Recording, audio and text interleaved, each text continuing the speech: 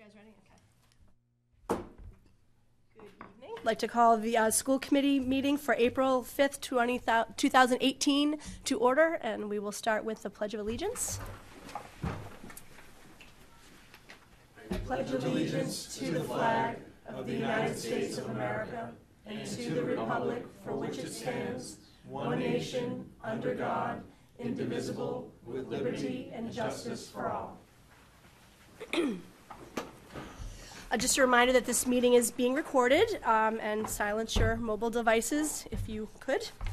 That would be great. And we have Assistant Superintendent Greg Gilligan with us tonight. Dr. Price, we've known for a while, was not able to be here tonight, and so he gets a dry run. Superintendent-elect. Filling in. Wasn't elected, but yes. And so we would start with public comment. If there's any public comment. Yes. You just have to say your name. You just need to share your name and your street address, that's all. My name's Kim Reardon. I live at 62 Parker Street, and that is right near the middle school, so I wanted to comment on the field improvement project, the recreation complex. And I did write down some notes, so please bear with me. My main concerns regarding this recreation complex are regarding the gate, which is an egress out onto Parker Street, which is where I live. I live 2 houses from the parking lot from the gate. Okay. So regarding the gate and also parking, so I'll address those. Regarding the gate, first of all, I would like to thank the design committee. I don't know if they have a rep here, but they did hear our concerns about the keeping Parker Street in egress only. On the original plans, it was not marked as such, but they did. So we appreciate that. There are signs on Parker Street, big signs saying, you know, do not enter. So you're not supposed to enter the parking lot from Parker Street. People still do. And I'll address that. But it is used as a cut through from Mass Ave to Main Street, and that's a fact, and I witness it all the time. People find it very convenient to just use it as a shortcut. Currently, the gate is only open during school hours, which is Monday through Friday. They open the gate, and this is the custodial staff at the middle school, and we appreciate they're doing this. They open the gate at 6 a.m. and they close it at 4 p.m. Monday through Friday. The gate has historically been closed on weekends during school vacations, including summer. We would like assurances that the gate closures would remain in place. And I also would say that this would behoove the schools too in terms of liability and safety, because when you look at the plan, they're expanding the parking lot. So where people have traditionally been cutting through, they would be actually going through the middle of these new parking spaces. So it's a safety issue, and especially if you're, if you want more people to use the recreational facilities, you want to deter as many people as possible from cutting through. So I guess I'm looking for assurances from the school committee and the town that the gate closures would remain in place. Currently, the gate is left open during the winter for plowing purposes. I would like to think that with technology today, whether it be simple technology or more involved, that there would be a solution for closing the gate during the winter as well.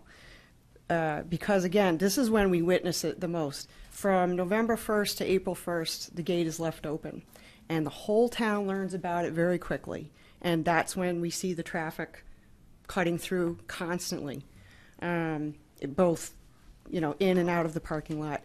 They completely disregard the do not enter signs. I don't know if that speaks to the reading program in school. I don't know. I think the parents need a remedial since they're the ones doing the driving. So I guess that would be my thing about the gate. And also just to, I think I did notice on the new plans that the speed bump is going to remain. I would strongly suggest that too. It's not a complete deterrent, but people do need to slow down before they hit that speed bump. So that's regarding the gate and the speed bump. Regarding parking, as I mentioned, I know that the plans include to expand some parking spaces. However, I would tell you that it doesn't matter how many parking spaces you offer, people still park up and down our street. I guess they don't want to access the parking lot from Main Street, so they just park up and down our street, both sides. And it was one thing when there were no sidewalks, people could kind of park up on the grass and be a little bit more off the road. As you well know, we have new sidewalks, and so there are hardcore, stone curbs, yep. And so when people park on both sides, it significantly reduces the room. And I can tell you that I've had numerous occasions where I just want to back out of my driveway, and it is an exercise in patience, and I'm doing my best not to hit anybody, but I'll get people on both sides of my driveway and somebody, across. So it's this, it's a very precarious situation. I don't know what we can do about that. I think, I don't know. I'm open to suggestions, but I would just like to express my concerns that if we are creating this recreation complex and encouraging more citizens to use it, I would like to see the parking situation on the side streets addressed. And I can tell you, like, when we already when North Andover Middle School holds an event like a chorus concert or whatever, we experience this all the time. Weekends when there's games and you've got families coming, and they do park on the street. And then just one other thing, if we also are encouraging more citizens to use the new recreation complex, if we have people that want to utilize it during the day when school is in session. So now you have staff parked in the parking lot. I guess I'm just wondering, because I looked at the plans, they are adding some parking, but I don't know if they're adding enough to compensate for staff and day users of the complex. So those would be my main concerns. And thank you. Thank you very much. Any other public comment?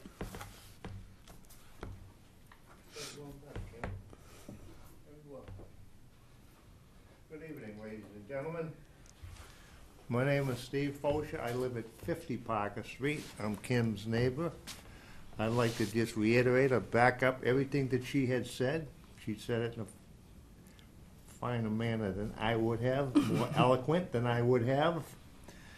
But is the problem on Parker Street with traffic, the middle school, people going in and out in the morning, dropping off their kids with no regard for the pedestrians on the street or the pedestrians on Faulkner Road. I'd be willing to bet that there's more kids, right, that walk up Faulkner Road that walk up Parker Street.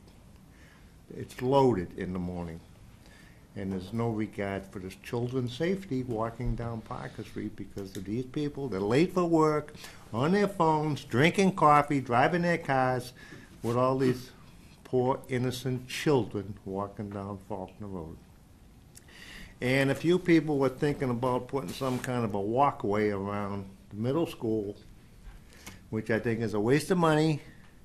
It's just going to be a dog path, just like the North Andover Center, where I walk every morning. It's nothing but a dog walk with droppings all over the sidewalk and on the grass that they don't pick up, and it's going to be the same problem with the middle school. It's going to be a place to walk your dog and do whatever you want with your dog, especially at night. You don't have to pick up after your dog. And that's a problem also. And it's a sanitary problem. And you people don't have anything to do with Lake of Chickwick. I wish you did because you're the school committee, but if you could see the fiasco up at Lake of Chickwick, you can't walk at Lake of Chickwick. It is now a mess. So anyway. And I was wondering about, you're supposed to put some sort of a, is it going to be like an amphitheater or something up at this middle school? We're going to be talking about that in a couple of minutes, but that is part of the proposal. Is this going to be maybe live entertainment at night or on the weekends like they have maybe to entertain the folks in town where we can have loud music in the neighborhood at the amphitheater that everyone will be in favor of except maybe the few 10 people that live around the gate? You know, it's like everything else. If it's not in your neighborhood, you're all for it. But if it's in your neighborhood, but we won't go into that. Anyway, well, anyway, I could go on and on and on, but thank you for your time. Thank you for your comments. Any other public comment? Seeing none, we will move on to our student report from Liam O'Carroll. Hey guys. I only have a couple of things in terms of things going on. Girls lacrosse won a couple hours ago, 17-6. Oh my. Yeah. And boys lacrosse is just starting or just started. Yesterday, track boys and girls won. Girls was 101 to 90 to 40, and boys was 96 to 44. So it was, sorry. So it was good. Yeah. And the STEM exhibit was today at the high school. All the middle schoolers came up and did their science projects. It was really fun to see. And the big anniversary coffee house is tomorrow night. Which will be 10 really years, cool. right? 10 years, yeah. They're bringing back a lot of alumni of it. There's a couple things I just wanted to discuss. One of the issues right now at the high school is parking has become an issue as juniors and seniors, which usually happens as we get around springtime in the year, sophomores and juniors get their licenses and start to fill up the parking lot. And there's been, threats made about parking tickets. As far as I've seen, I haven't seen anyone get a ticket yet. But this is definitely, of the 4 years I've been here, the worst it's been in terms of packed up parking lot. There's a couple of little, I don't know what to call them, sort of islands in the parking lot that are just mud now. The grass is gone because they've been parked on.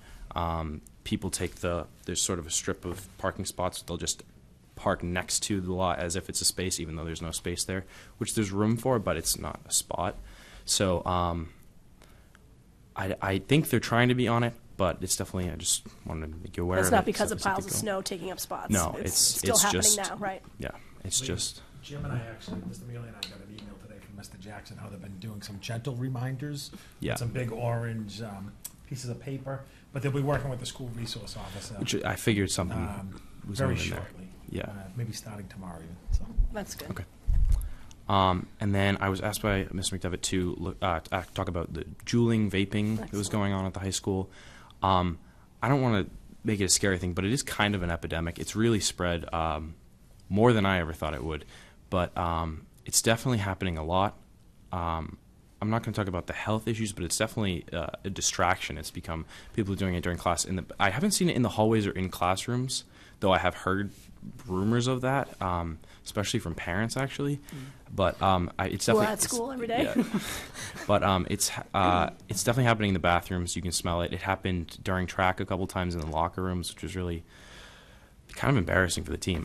That's not the behavior we want, and it's also very pungent. It's really annoying to walk in and just have that in your face. But I don't know. It's kind of everywhere, and I would definitely say it's more underclassmen than it is upperclassmen.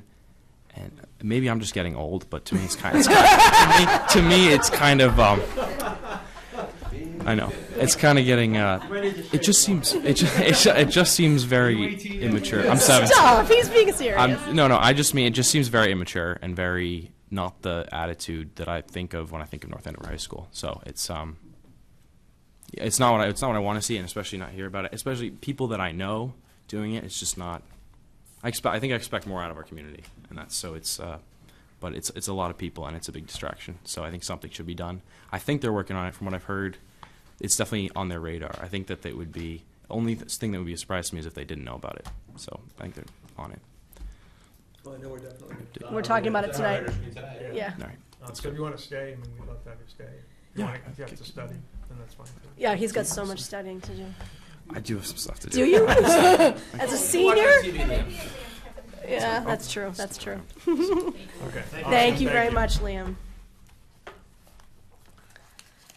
And then we can move to our consent agenda, which is we have a set of minutes from our last meeting at the Sargent School.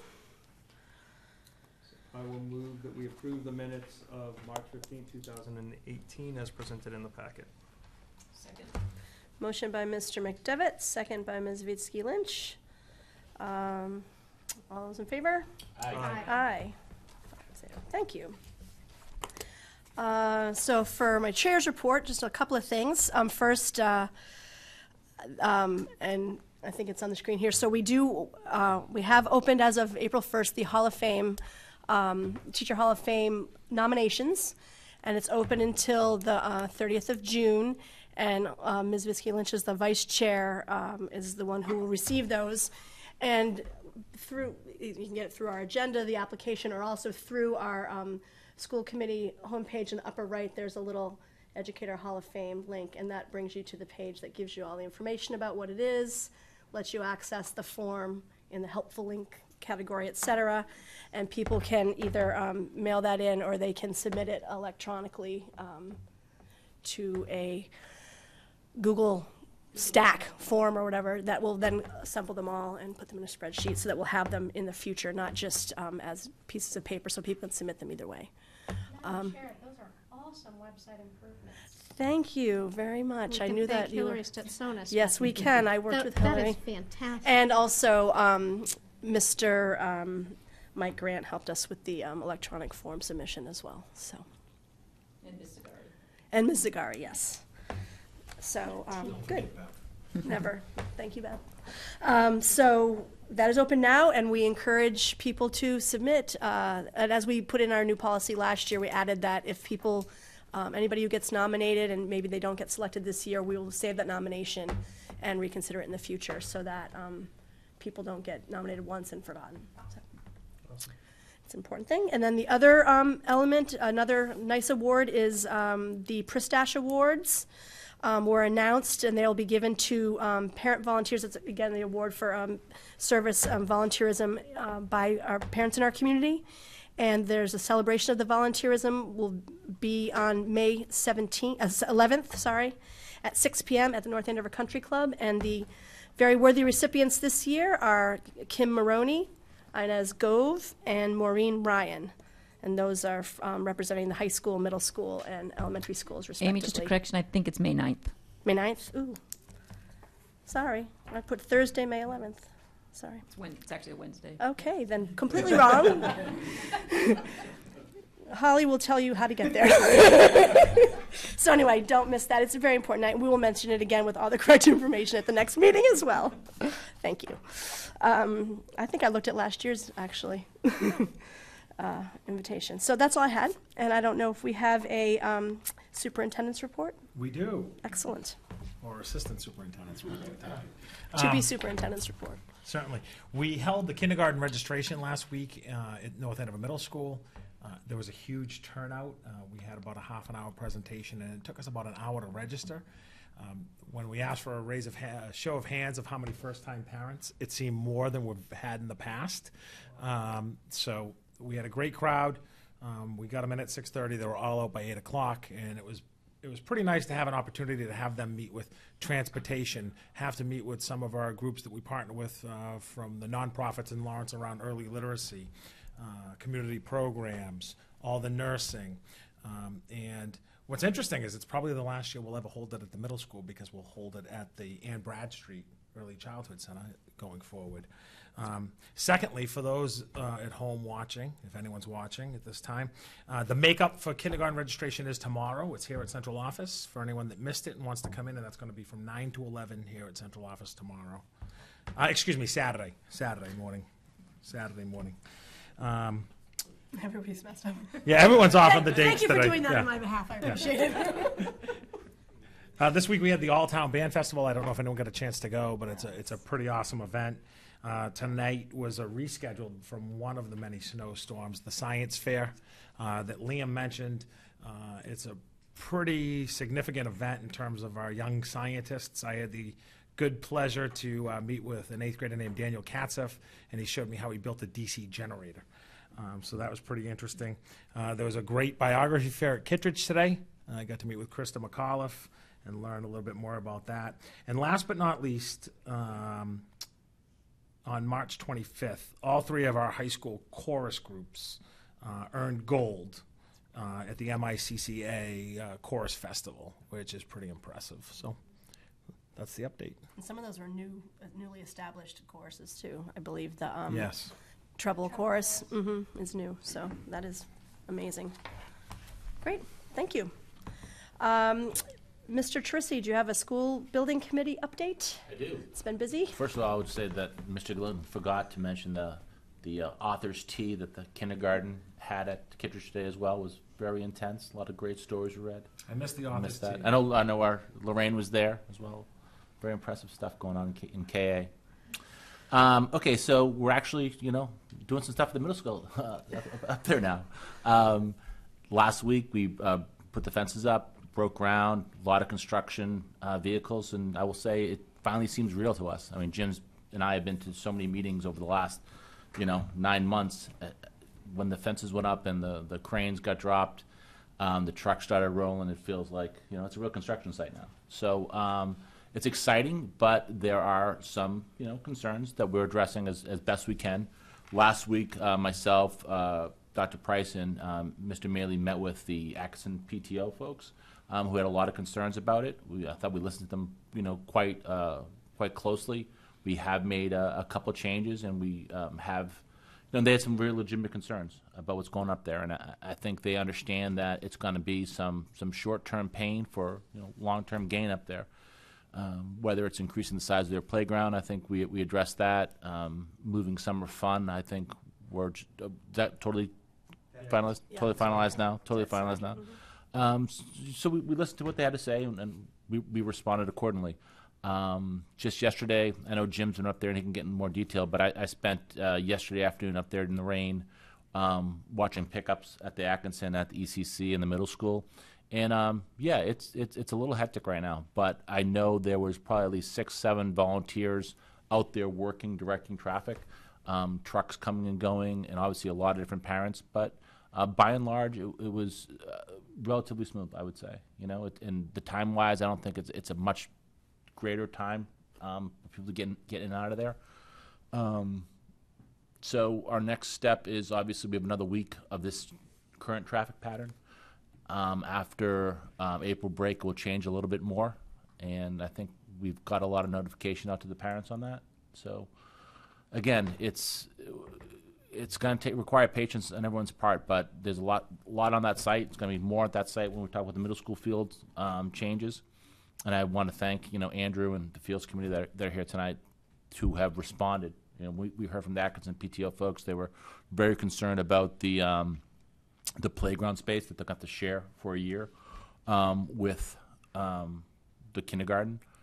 And I think the town has made some concessions and going to help them, get that new playground up running hopefully a little sooner than they expected.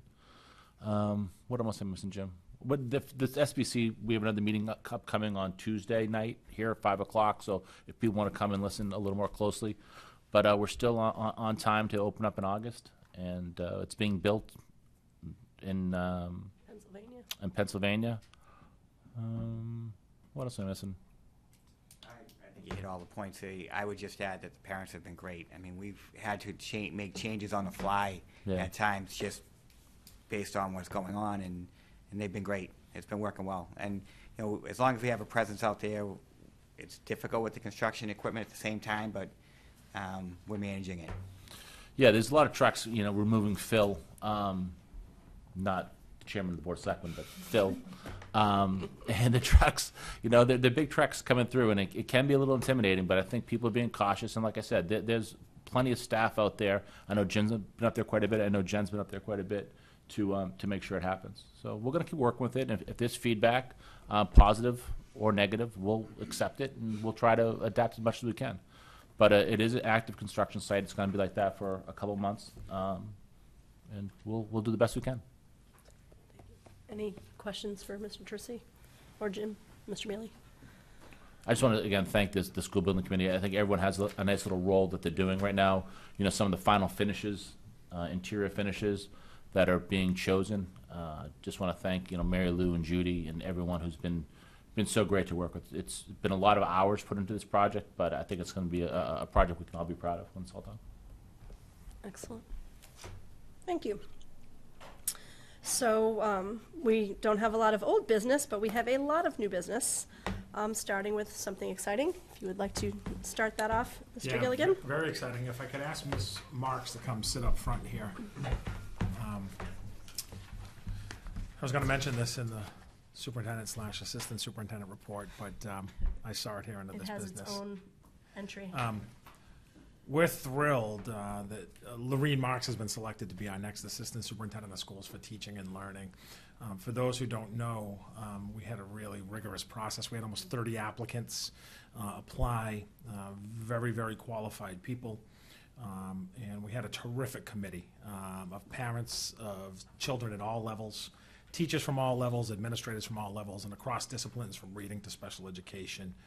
Donna Dr. Straight co-chaired it with me, and we also had Kerry Wahlberg. So we had 30 applicants. We narrowed the field to 13, conducted 13 interviews, narrowed the field again to 5, conducted those interviews, and named 3 finalists, which, as you know, is our procedure here in North Andover. We put them through their paces. So they had 2 performance tasks. They met with all of the administrative team. They met with parents. They met with teachers at all levels.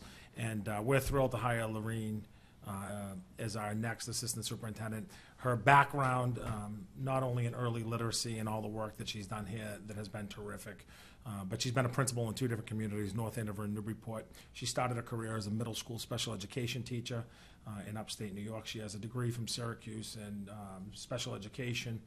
She's been a program developer for several communities as a consultant, particularly up in the coastal area of Newburyport. She's been the head or principal of an alternative high school, and she's also been the lead administrator for a collaborative, a special education collaborative. So her work across elementary, middle, and high school, we're really thrilled to have her here. And I think you guys know her better with her work with early literacy and all the things we've been doing with Lucy Calkins Reading and Lucy Calkins Writing and foundations. But we were thrilled. It was quite a process. The snow delayed us a few times.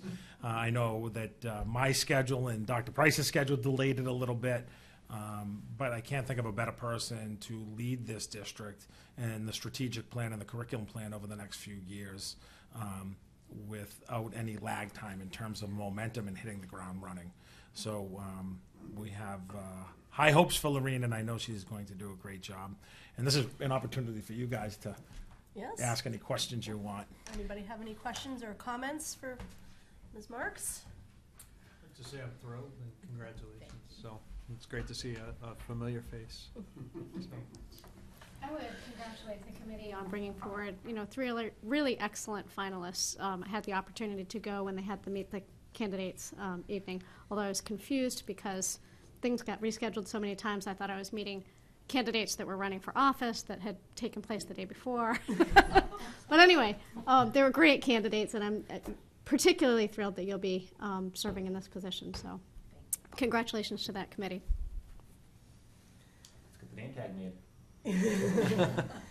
Well, I'm thrilled. I knew a lot of your background, having seen you at Thompson as a parent and here working across the district, but I didn't know a lot about all your other really incredible experience, so that the breadth and depth of what you bring is really wonderful for us, and I'm grateful. So congratulations, and go back to work now. Thank you. Thank you all for your support, and I look forward to continuing to serve the North Andover community. I'm very excited. I love my job now, and I just see it as a bigger piece of what I so enjoy doing right now. So thank you very much. Thank you. Appreciate Great. it. Congratulations.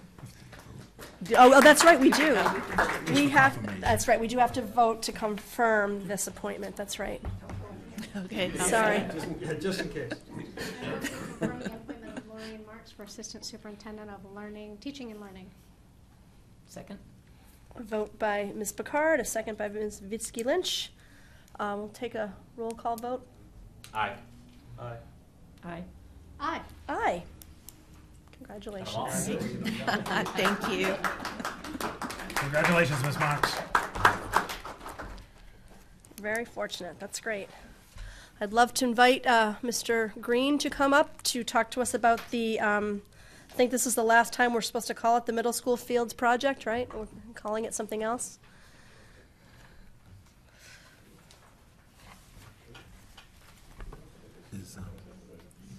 I thought so. Whatever it is. Yeah, not this part, the next part. Good evening. With me is Terry Holland, Selectwoman Rosemary Spadil, Amy Mabley is also on the subcommittee, and also in attendance in support of the project is Selectwoman Regina Keene. What I'm going to do is I'm going to pass out two handouts, and one of the handouts is the conceptual layout plan that went before town meeting, just to give you an idea of where we've come through now. And I'll give you the most up-to-date conceptual layout plan, which does reflect the changes that came out of the Atkinson School meeting. So I'll try not to take too much time. I realize you have a very full agenda. You do have a tendency to ramble on. I will say I saw Rick in action last night at the Little League meeting. I was very impressed. He spoke for like an hour straight and covered a lot of subjects. And I want to thank you for your volunteerism too. Volunteering for that and volunteering for Just this. incredible amount for He does. for our town. I would agree. I do have a copy, not for everybody, but I do have some of the existing conditions, but I also have a full size. Yeah, and we have some stuff in a packet, but you are I very like the big generous ones, to give though. us I like the something big I don't need ones. my glasses for. It's much better. So, Yeah. just briefly, And I'm familiar with this, so if you guys want to take those. existing, May 11th? I think I have. This is last year's. yeah, conceptual Okay. layout 3A is last year's, and the one that actually has new names of the project. It was brought up in the CPC meeting of rebranding the project, and suggested that we take the word middle school out of it. So we've now gone forward with calling it the recreation complex with a final name to be determined. But with all the information, the warrant article you'll see in the town meeting will have the title of the project as recreation complex. So what you have in front of you right now is the existing conditions, which everybody is familiar with. Obviously, now we've got construction vehicles out there with the construction of the kindergarten. So I just wanted to bring that to everyone's attention. This is what we have right now, and I think we all agree that it's underutilized space.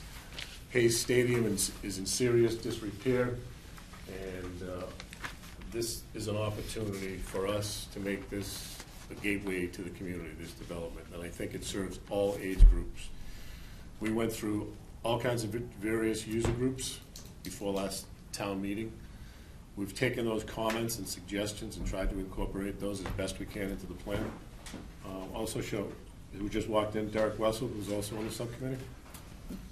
So again, what I'm going to do is just briefly, I'm going to tell you what we made for revisions from the conceptual layout plan 3A we had before town meeting last year. I know the audience probably doesn't have these plans, but we do have it up there. This is the new conceptual layout plan. To start with, again, going through all the different comments for the user groups, some of the comments that came out from the school committee was the location of the amphitheater. We've moved that now closer to the middle school building, as suggested. Off to the right, Jim. That Oh, there would it be is. You kind can of see it. the, Yeah. Okay. Mm-hmm. We've eliminated the, originally, last year's plan called for the reconstruction of the existing basketball court on the 125 side of the middle school. We've now taken that out in consideration of future expansion to the middle school. So what we've done is we've added a half-court basketball court, which is on the 125 side by the playground area. Okay, so we've accounted for that there. Comments that came out of the Atkinson meeting included a concern with moving the proposed 2 to 5 playground closer to the kindergarten. So what we did is we had the consultant kind of rotate the parking here. The 2 to 5 playground now is closer to the crosswalk, so it's easily accessible or more accessible for that group. Other concerns were up by Beacon Hill Road. The parking area, there's a circle with the number 25 in it. Those were originally shown as striped parking spaces. We've now taken the striping off. That can be used as hardscape for the children to play in. We've also just shown a basketball goal for them to have something to do over there. That location could change depending upon how the school wants to look at that. You brought up the new Atkinson playground, and that is being funded by CPC funds outside of this project and will be constructed before this project. I know there was a concern Thursday night about the size of that playground area. And in scale, it's about 150 feet long by 95 feet.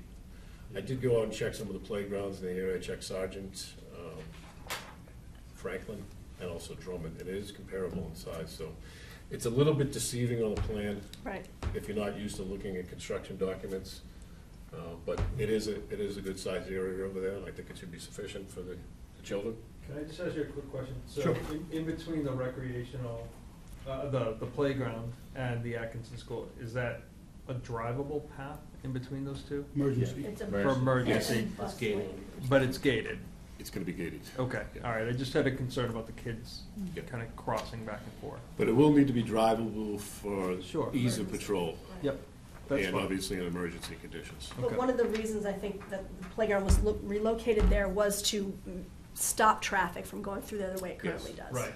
Well, one of the reasons was, we heard last week, was the principal and the teachers felt getting access to the playground right from the cafeteria is easier to that spot than Yes. having them walk around. All They around the were building, losing minutes, and absolutely. every minute counts at the Yes. recess hours. Short, yeah. Oh, right, oh, yeah. 'cause that's- So it's a much better spot now.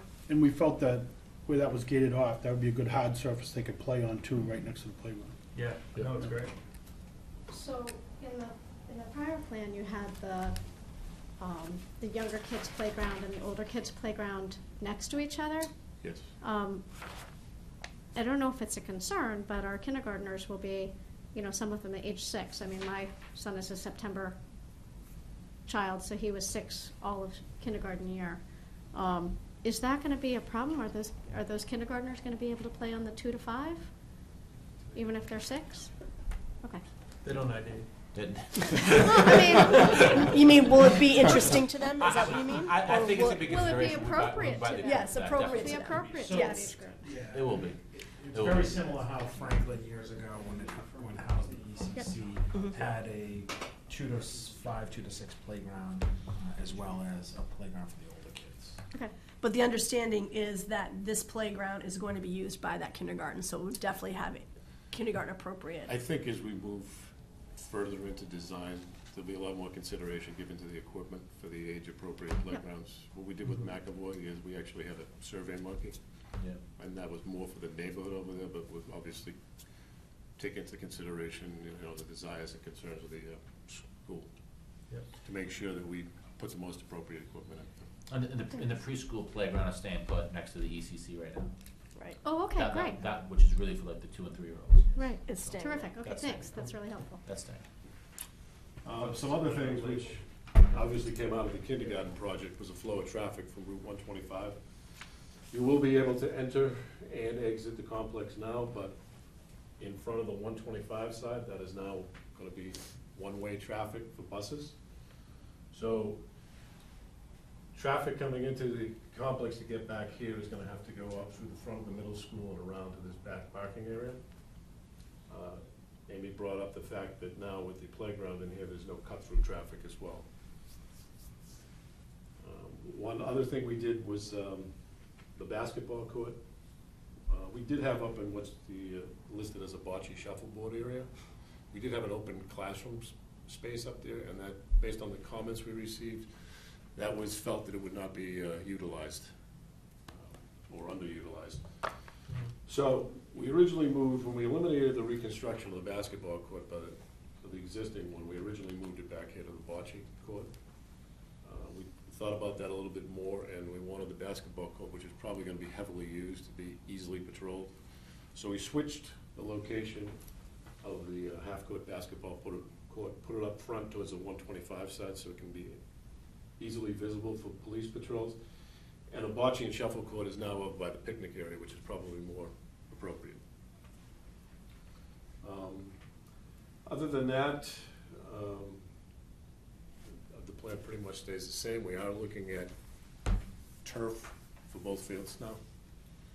And the reason for that is because of the expected use of the fields, that the natural grass will be in tough shape within a couple of seasons, and it's just going to be continual maintenance. Would that turf include the softball outfield area? Yes, that's the intent. You want to talk about security? Yep. In terms of security, there were certain features that were put in when the design consultant, Waterfield Design Group, presented their proposal as in their contract about different security features. There will be security cameras. We're going to look to have feeds back to hopefully the police station. I know there was a comment brought up about the gates today. We're hoping to have some mechanism that the police will be able to open the gates from their cruisers without actually physically getting out and unlocking the gates. There will be some low lighting for security reasons. And again, we're going to meet with we're going to get further comment from Chief Gray and Chief McCarthy as to their concerns, but the intent is to have a hard surface that they can drive vehicles around, and again, with respect to emergency and patrolling. So. Maybe like an ATV or something like that, too? No, No, cruiser. The cruiser will go in. Cruiser. All around that? Yep. Or at least to the extent that they need to. Obviously, it'll be accessible for bike patrol.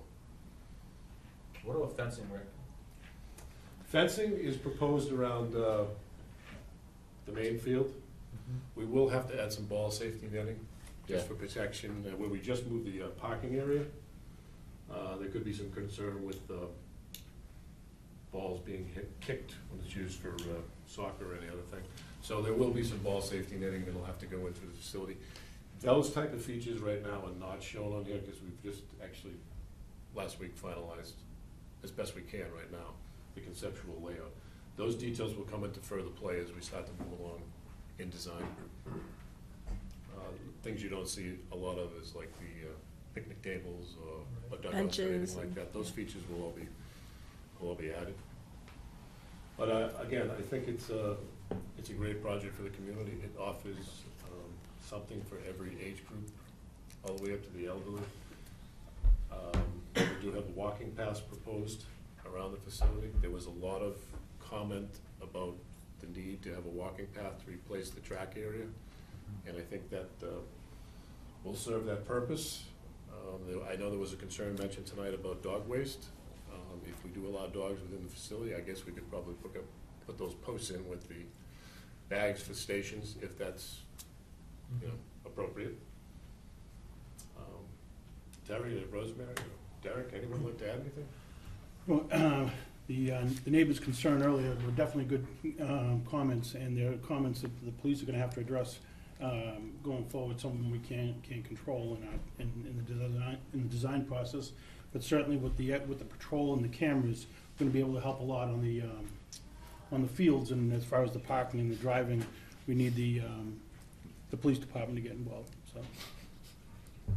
As far as the dog issue is concerned, I know years ago we no longer allowed dogs on school property. This is going to be town property. Is there any way we could have a regulation, and this is, again, something that public safety would have to take into consideration, but could it be a no dog walking zone? I mean, there's a lot of dog walking places in town. There is a lot of dog waste, but even people who are afraid or allergic, they don't have a place that they can go that's dog free unless it's school grounds. I would just note that. Or McAvoy, Most of the fields that I know my kids compete on, whether it's Carl Thomas, or if it's Chadwick, They it say says no dogs. positively no dogs. Right, all the fields are posted with no dogs. Doesn't mean people abide by them, but yeah. Right. Something we certainly You can deal with that. This being a no dog.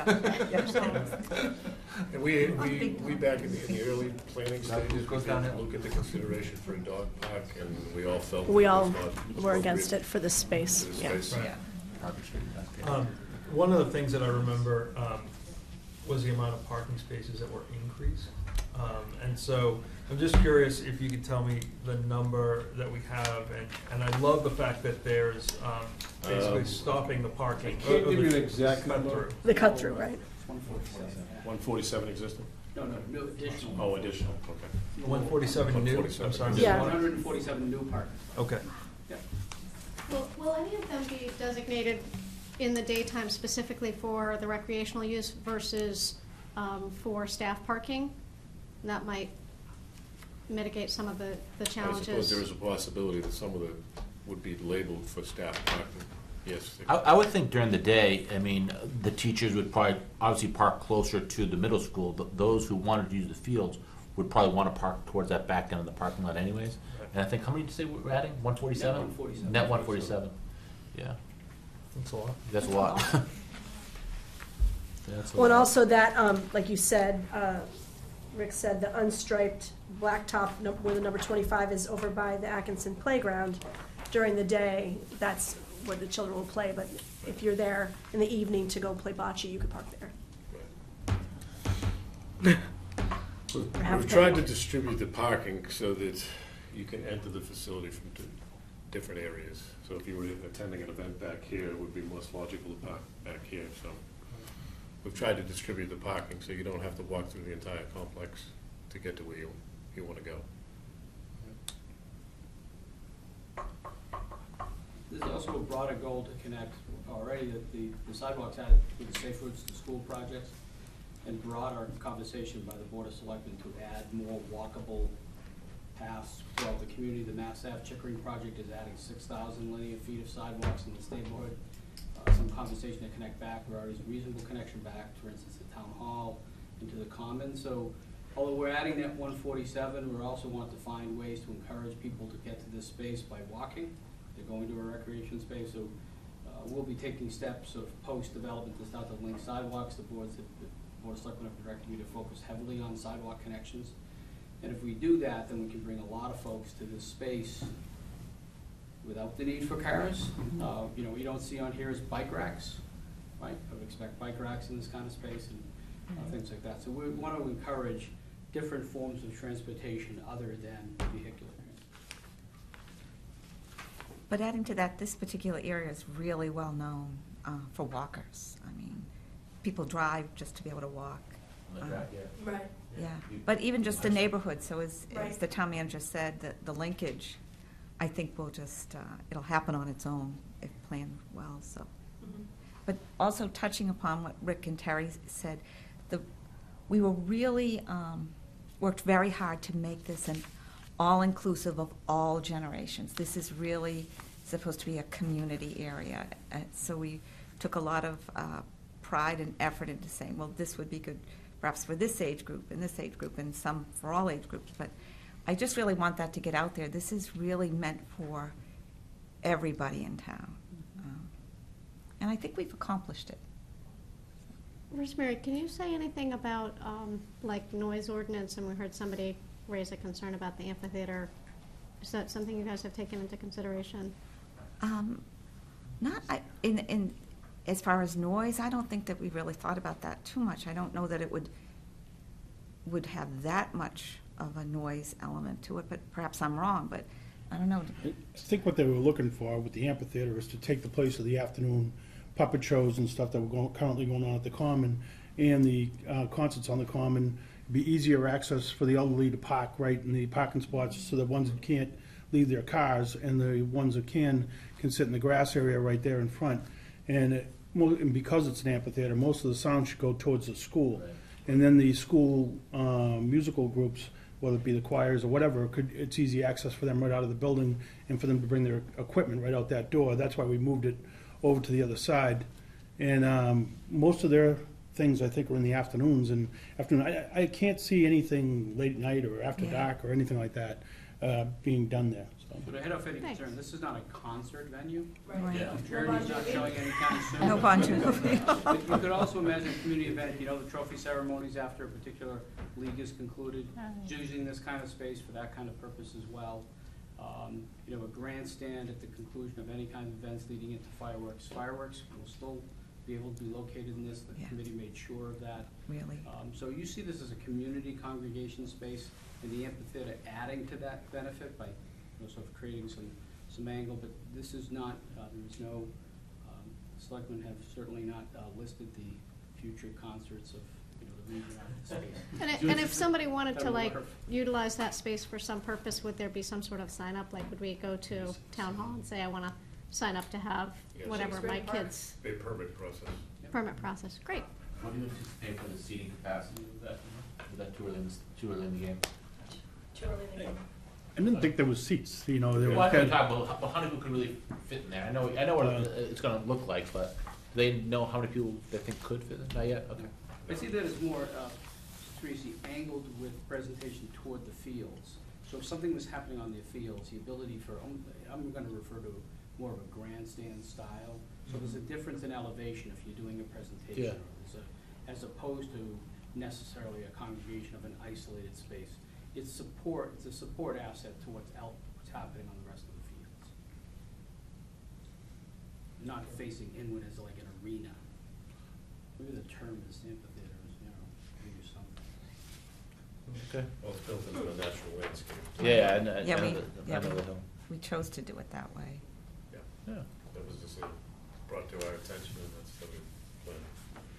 Probably somewhat of a silly question, but there's restrooms kind of at the back and then in the middle by the plaza with the snack buildings. Would that be roughly the size of Carl Thomas's snack area or the one at McAvoy? It's going to be larger than McAvoy.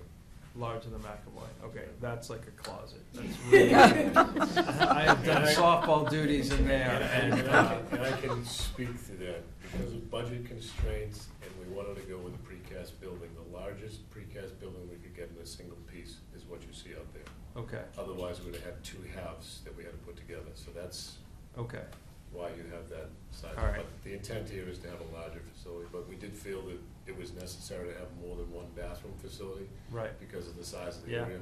We're looking at almost 17 acres. So that's why you see two. And there will be additional storage facilities. Again, all the features that are going to end up in this area, this recreation complex, I'm not showing right now. It's just the main features to get the really the structure down. Schematics, before we go forward with design. Okay. And as you have probably heard, we are now hoping to construct this project in a single phase. Yes. And again, there's a lot of positives to that. There's less disruption to the school community, the community in general. Construction costs are cheaper. There's less chances of contingencies and change orders between overlapping contracts. And again, it's aside from money, funding, which the town manager has presented a well-organized, well-thought-out plan as to how we can get to that point. Again, I don't see any drawbacks, and it is the best in terms of construction. And also to the neighbors. Nobody wants to live in a construction site for several years or have all of our children. There's a lot of kids, all different age groups. That's a big change. That's good. I said my thing is if you did it in a 3-year project, and your son or daughter ended up going there at that point, they've lost 3 years of and that's quite an impact on somebody. I had actually someone phone me today and ask, when is this starting? And it's still over a year away. So, did you say that again? It is over a year away. But again, with a multi-phase project, typical construction would be to construct from the back of the site and work your way up, which again is a lot of disruption. So again, I don't see a lot of drawbacks. Really don't see any drawbacks with the single phase. It is in the best interest, as Rosemary said. It's less disruption to the neighbors, the school committee, and everybody in general. And the other question that I got on the phone was, would we wait a year to even tear down the existing track, or is that going to be there still for another year? It's still going to be there for another year? Okay, thank you. So this is the plan that we presented at Maytown. Windstorm and it's gone, so. Well, you've definitely listened to a lot of different stakeholders, and I really commend you guys for taking the time and taking the effort to do so. Not easy, pleasing everybody. I'm sure that people are pleased, but I think at the end of the day, it's going to be a jewel for the town. So thank you. Thank you. Thank you. And thanks in particular to the CPA and town manager working on this together. That's, Yeah, this this is really a exciting. wonderful use of the money. I am going to ask this committee to probably step out of their normal realm of how they proceed with things, but we would like to ask for just your vote of support for the project tonight. The town manager did the same with the planning board and the finance committee the other night, so those two other boards have done that. So if that is not inappropriate, I would like to ask for that. Is there a formal vote in our packet? No. Does that mean it needs to wait another meeting? Is that your policy? Well, that's usually we do 2 readings of it. But we don't have any authority over this. I know. It's just a motion of support. It's a, right. It's just a motion. So we did that, I think, when Right. we talked about class rank, which also was not our thing, but we did a motion, so I don't think we had to wait 2 meetings to do that, or did we? I can't remember. We did? We did wait 2 meetings, okay. I couldn't remember. I'm comfortable voting today if people want to suspend the rules. I don't know how other people feel, but.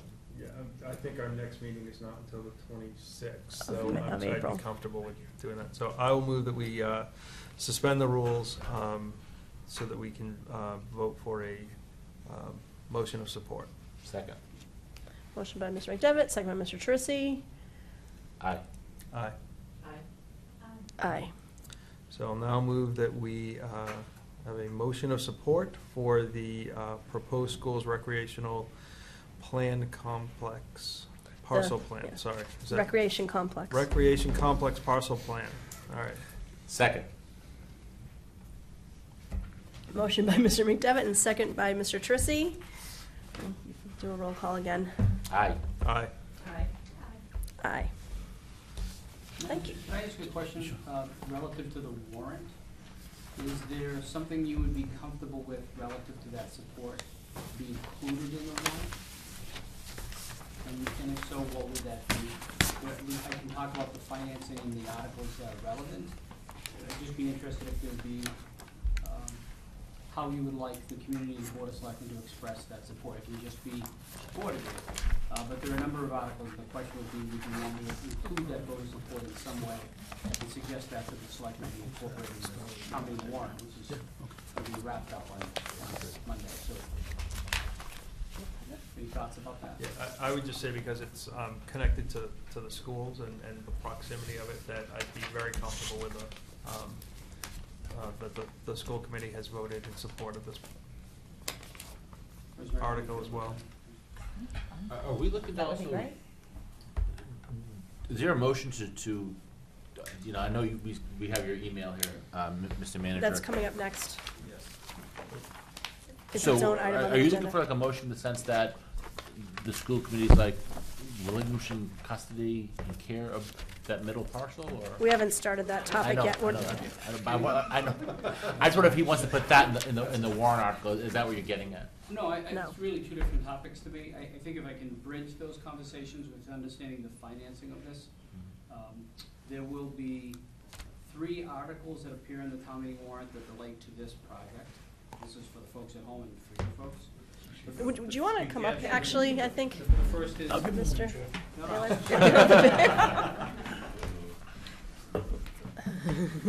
The first is an article, which is the next topic on your agenda, so we'll set that aside for a minute. It relates to the sort of parcelization of this entire property. The other 2 articles are financing articles. One article uses a series of existing reserve dollars to fund $1.5 million of the $8,750,000 proposed cost.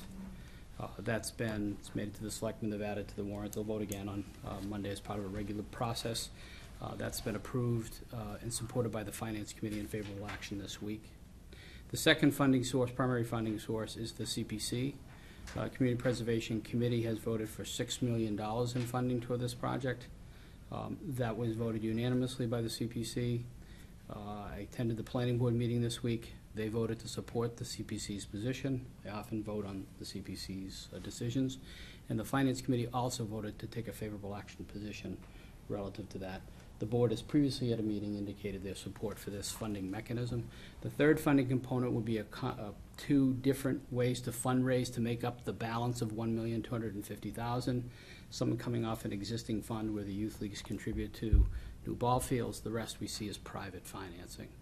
Felt from the beginning, given the size of the project, the Board of Selectmen felt, the committee felt, that this is truly a once-in-a-generation project, and it affected every aspect of the community, and therefore getting everyone involved from a financing perspective created a vested interest moving forward.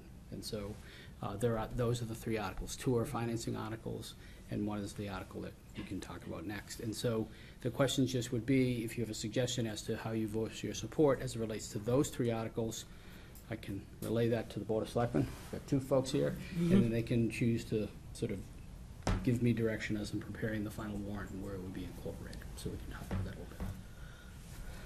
So we have a great project, truly a transformative project, I think. Rick and the committee and Rosemary and others have, it's just, they've been working, this might be the 16th or 17th meeting. It shows that it is a community-wide project, something that a lot of people have weighed into in many ways. If you look at the history of the project and the timeline and just the raw minutes of the process, you realize this is a true community build in a very positive way. We actually have a Have them all. packet We gave them the of it list. here. Great. It's all good.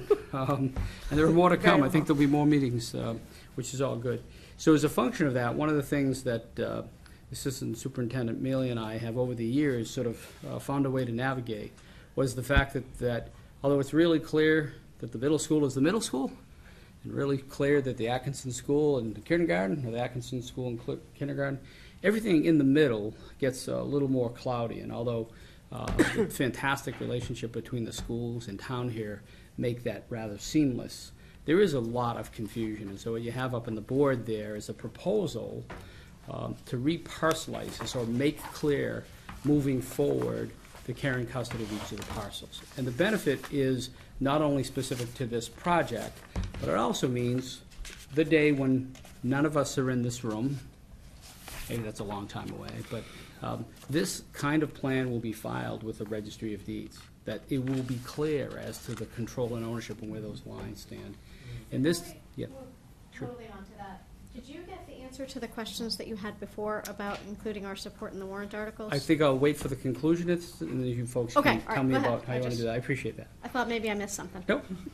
So this started as a survey originally around a working group on the Fields project back in 2015, and the town funded a survey reaching from the Main Street Middle School parcel to the Mass Ave Atkinson School parcel. So that outline comes from a survey company, one of the major ones we use all the time, literally checking to see where all the property lines were, and starting to do a title search associated with all the parcels. So although it looks really clean here, I can tell you there is a significant number of parcels that sort of are underneath this. So most of the middle school has been owned by the community for a long time, probably stretches back to the turn of the century. On the Atkinson side, a lot of the parcels were tax-taking parcels back in the early 1960s. And in the middle parcel, it's a little bit of the Wild West, a little bit like the parking is now, right? A lot of different parcels, the acquisition, when they were acquired, why they were acquired, is rather confusing. So there's a lot of parcels that made up these particular sites.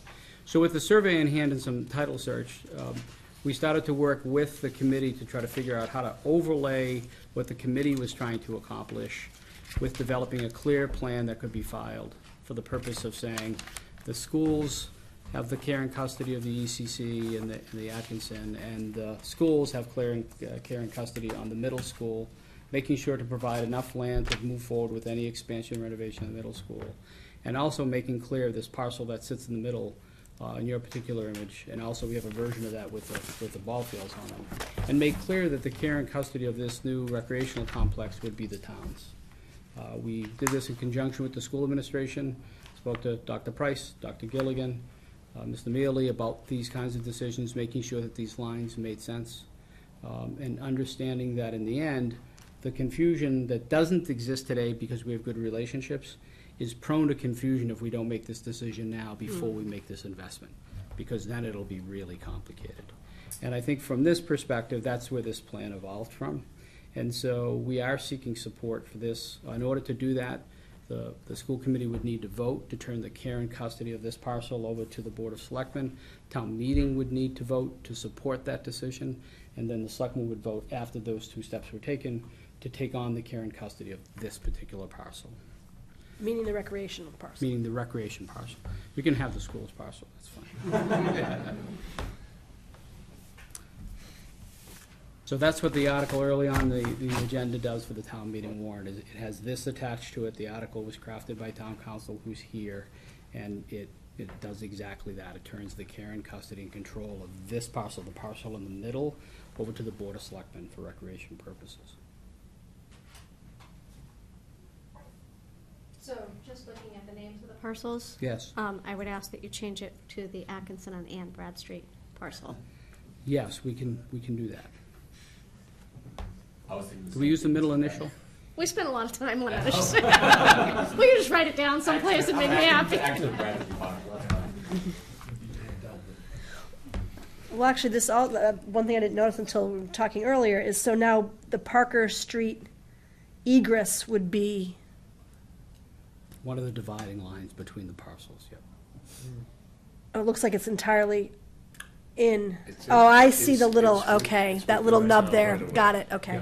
That's more of a right-of-way issue than it is a deed issue. Okay. Yeah. It gets a little, I mean, you know, it'd be nice if these were nice perpendicular straight lines, but parcels don't always work that way. don't. Rosemary can speak to No. that as a Think of realtor, so- downtown Boston, too. We know with school Yeah. districts. So this is the best, it's nice to have at least It's some not too pretty bad, large actually. streets on three sides, Yeah. but as you get into the neighborhoods, it's a little less ideal. Madam Chair, I think you and I have spoken about this issue for quite some time now, about the custody, actually, who Right. controls the property. I think, you know, I've talked to Mr. Mailer many times about this issue, and I know I personally, I feel very comfortable moving forward with this division. I don't expect, I get the point. Right now, we're all getting along, and everybody's working together to do Yes, we this. are. Who knows who's going to be sitting in these seats in 10, 15 years? I don't think it'll be us, but you never know. So I'd be very comfortable, you know, moving ahead and supporting this as a motion as well as supporting it at town meeting. I think it accomplishes a lot of things that all of us in this room talk about, that we want the blending of generations to support, you know, school people supporting our elderly and in that, and also that we always talk about how we need our kids to be physically active because it's a good mind, good body. So it's so many things that we talk about that this project does seem to put together. Right. So it'd be great if you could support it. I think it would, again, send that positive message that we do talk about. Just to echo what Town Manager Mailer said, Dr. Price, myself, Mr. Mailer, we've discussed this, and we think it makes a lot of sense for a whole host of reasons. There's no need for us to suspend the rules and vote on this tonight, though, right? This is Yeah, we first can reading. wait and do it at the next meeting, right? You can do it. So again, just as it relates to the warrant, at this point, there's a town meeting article associated with this. The only recommendation on that is the Board of Selectmen's, which they will vote favorable action. I think I would leave one of those folks that I believe blanks in a warrant create more questions than just not having it. So if you suspended the rules today, I would recommend to the Board of Selectmen, we add a line below the Board of Selectmen's recommendation to add a school committee's recommendation and put favorable action. If you don't, that's just a choice. If you don't, I would just leave it off completely rather than putting school committee and leaving it blank. And to be decided or whatever, right. So as people spend this is, you know, the next couple of weeks reading it, saying, why Right. did the school committee leave this blank? Because you're And about to so- print that. Right. When And does it so- go to print, I'm sorry? It goes to print, yeah, that's always a great thing. It goes to print well before the 26th, because we Right. need to get it, we typically use a 21-day cutoff to town meeting, and we need some days to print. So right now, the plan is somewhere around the 17th, 18th to go to print. So we're not, if we were close, I'd just say to the printer, we'll be late, but if it's not really that close, quite Right. frankly. More than a day. So at this point, Is there a formal motion for us to take on this? I mean, I think we're all supportive of it. yeah. I move to suspend rules to vote on favorable action. To show, I mean, Right. that's what he's asking for, right? But I think I'd look to council to, I mean, how do we word this so that? So, yes, I can provide you with motions. So what the school committee would do is to vote to declare that parcel, and I'm not quite clear. The what recreation you mean. parcel? Recreation parcel. The recreation parcel no longer needed for school purposes. So what you're doing is you're declaring it a surplus property. So Okay. that would be your motion. The school committee would determine that the recreational parcel is no longer needed for school purposes. But I thought, and this is just a technicality, but I thought that the schools will be using some of those fields for school So purposes. what I mean by, so when I Yep. say no longer needed for school purposes, that would be for the school committee's purposes in terms of educational purposes. So it's going to be used by the town and also used by the school, but not officially. So when you have a parcel that's under the care and custody of the school department, that's exclusively for school purposes. It's a care and custody question, And so it's a Okay. care not and an custody. access. I guess the question. word school purposes is what's throwing me I off. agree with that. That's the term that gets used, but it's caring, if you look at the town meeting warrant, I wish I would have brought it. You're transferring the care and custody of the land to the Board of Selectmen. We talked about this at one of our meetings. Yes. When we closed the Brad Street. Right. Like, I like that. I guess the for school purposes part is the part I don't like. I think Agreed. care and custody, I don't have the town meeting warrant directly in front of me, I could probably get it fairly quickly, but it's care and custody.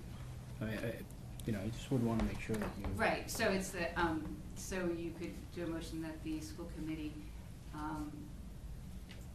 Can I will make a no deci- longer hold the parcel for the care and custody and management of Do- the school. I think you want an answer for us to get it into the warrant right now.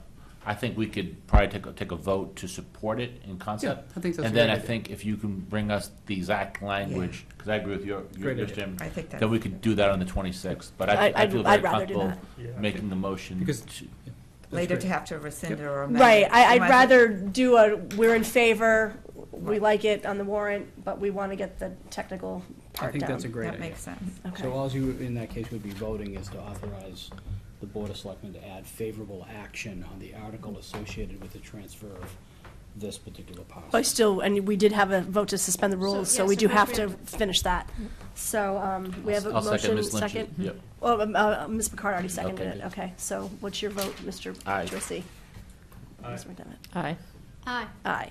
Okay, now, who wants to do the, So I move that we authorize the town manager to include favorable action from the school committee on the warrant for this? For that, Article. these parcels, as presented in tonight's packet. Excellent. That you lined up inside. Second, I'll second. Okay, so motion by Ms. Picard, second by Ms. Vitsky Lynch. Further discussion? I guess the only question that I have is, we're gonna talk about potentially a middle school, Yes. and I'm just, It's hard to tell from this drawing what Right. it is, right? A middle school project? right, like where that, I mean, I think the goal, if we were to have it in a perfect world, right, be more towards the 125 side there. I don't think we'd go towards the field section, but, I mean, I'd hate to kind of lock ourselves into anything from a traffic and an emergency perspective. If I could add to that, because I think that's been a really important consideration, because we have, the selectmen and I have voted regularly, I think twice now, but that's regularly, in support You're 2 of- for 2. 2 for 2. In support, I signed some documents today, so in support of the middle school expansion renovation, it is, Yeah. like this feels a necessary, Right. necessary, that might sound a little too trivial, but a really important project. It's always been That's- thank contemplated you. in the conversations helps. we have with the schools, that the addition would find itself, what I'm saying, from the Main Street look, so from the front door to the left, Yep. I'm not introducing this, but I'm saying there's capacity in the front. I'm neither a designer, do I want you to get you guys into Right. trouble. But yes, there's land there, Mr. Manager, But yes. there is land in the front and land in the side. The land in the back, as everybody knows, topographically, you can't build anything because there's already, about a 20-foot cliff. Right. And so, and anything to the right, you're getting closer to wetlands, we're gonna have some issues associated with conservation of wetlands. So nothing in this parcelization impacts your ability to do what has been communicated to the MSBA by Mr. Gilligan, by Dr. Gilligan and Dr. Price and Mr. Mealy in our visits and in any paperwork. It does not limit that. In fact, that's part of the reason that line sort of looks the way it is. It carves off very neatly right along that embankment just behind the middle school. This was the picture we needed. Yeah. That's very Is helpful. that helpful? Thank you. Yeah, totally. That's exactly what I need. I can also tell you that getting the architect to look at this last year without him even knowing about this project, his recommendation is coming off of the cafeteria. Right. No, I remember that. I didn't want us to be locked into something, but I mean, I think that's very helpful to visually kind of see. And there really isn't any room behind the school Right. anyway. Yeah. Okay. That was a good question. Nope. I like it. So we did have a motion by Ms. Picard and a second by Ms. Vitsky Lynch to add the language to the warrant that we give favorable action. And then the thought would be on the 26th, To have actually the formal, Right, a formal motion, that yes. separates the parcel. Correct. Okay. To actually, approve this layout. Okay. Aye. Aye. Aye. Aye. Thank you. Thank you. Thank you very much. Thank you. The only other question was, as we left hanging, was there any other way in the warrant, since you voted in support of the Oh, right. project? Back Did to, you, currently, again, we know what we're gonna do with the parcel article, because you guys have voted favorable action. There are the two financing articles. It's not that common for the school committee to weigh in some of those, but the question would be, do you wanna make a recommendation to the Board of Selectmen that opinion, this is not your common project, right? Right. This is, see you in 40 years type project, right? So the question it would be, did you want to communicate your support in some other way, in the form of the explanation at the bottom of the two financing articles, suggest that the school committee votes favorable action on those two financing articles? So yeah, we have two faces of the Board of Selectmen here, but I certainly would bring back to the board whatever your thoughts are or interests are in terms of supporting the project on those two financing articles. You're paying for it, of course we're gonna support it. Yeah. And maintaining it. yeah, that's right. Do you want a letter from? No, I just didn't know if you wanted, is it something you want to put something Yeah, in the explanation that says school committee voted we favorable could action? Something in the warrant Yes. itself that says school committee recommended favorable action on the two finance. I'm just, again, where this is a community-wide project, and you've expressed an opinion, I just was interested in how you wanted To us share that to opinion. share that opinion through the warrant. I'll make a motion to authorize the chair to write.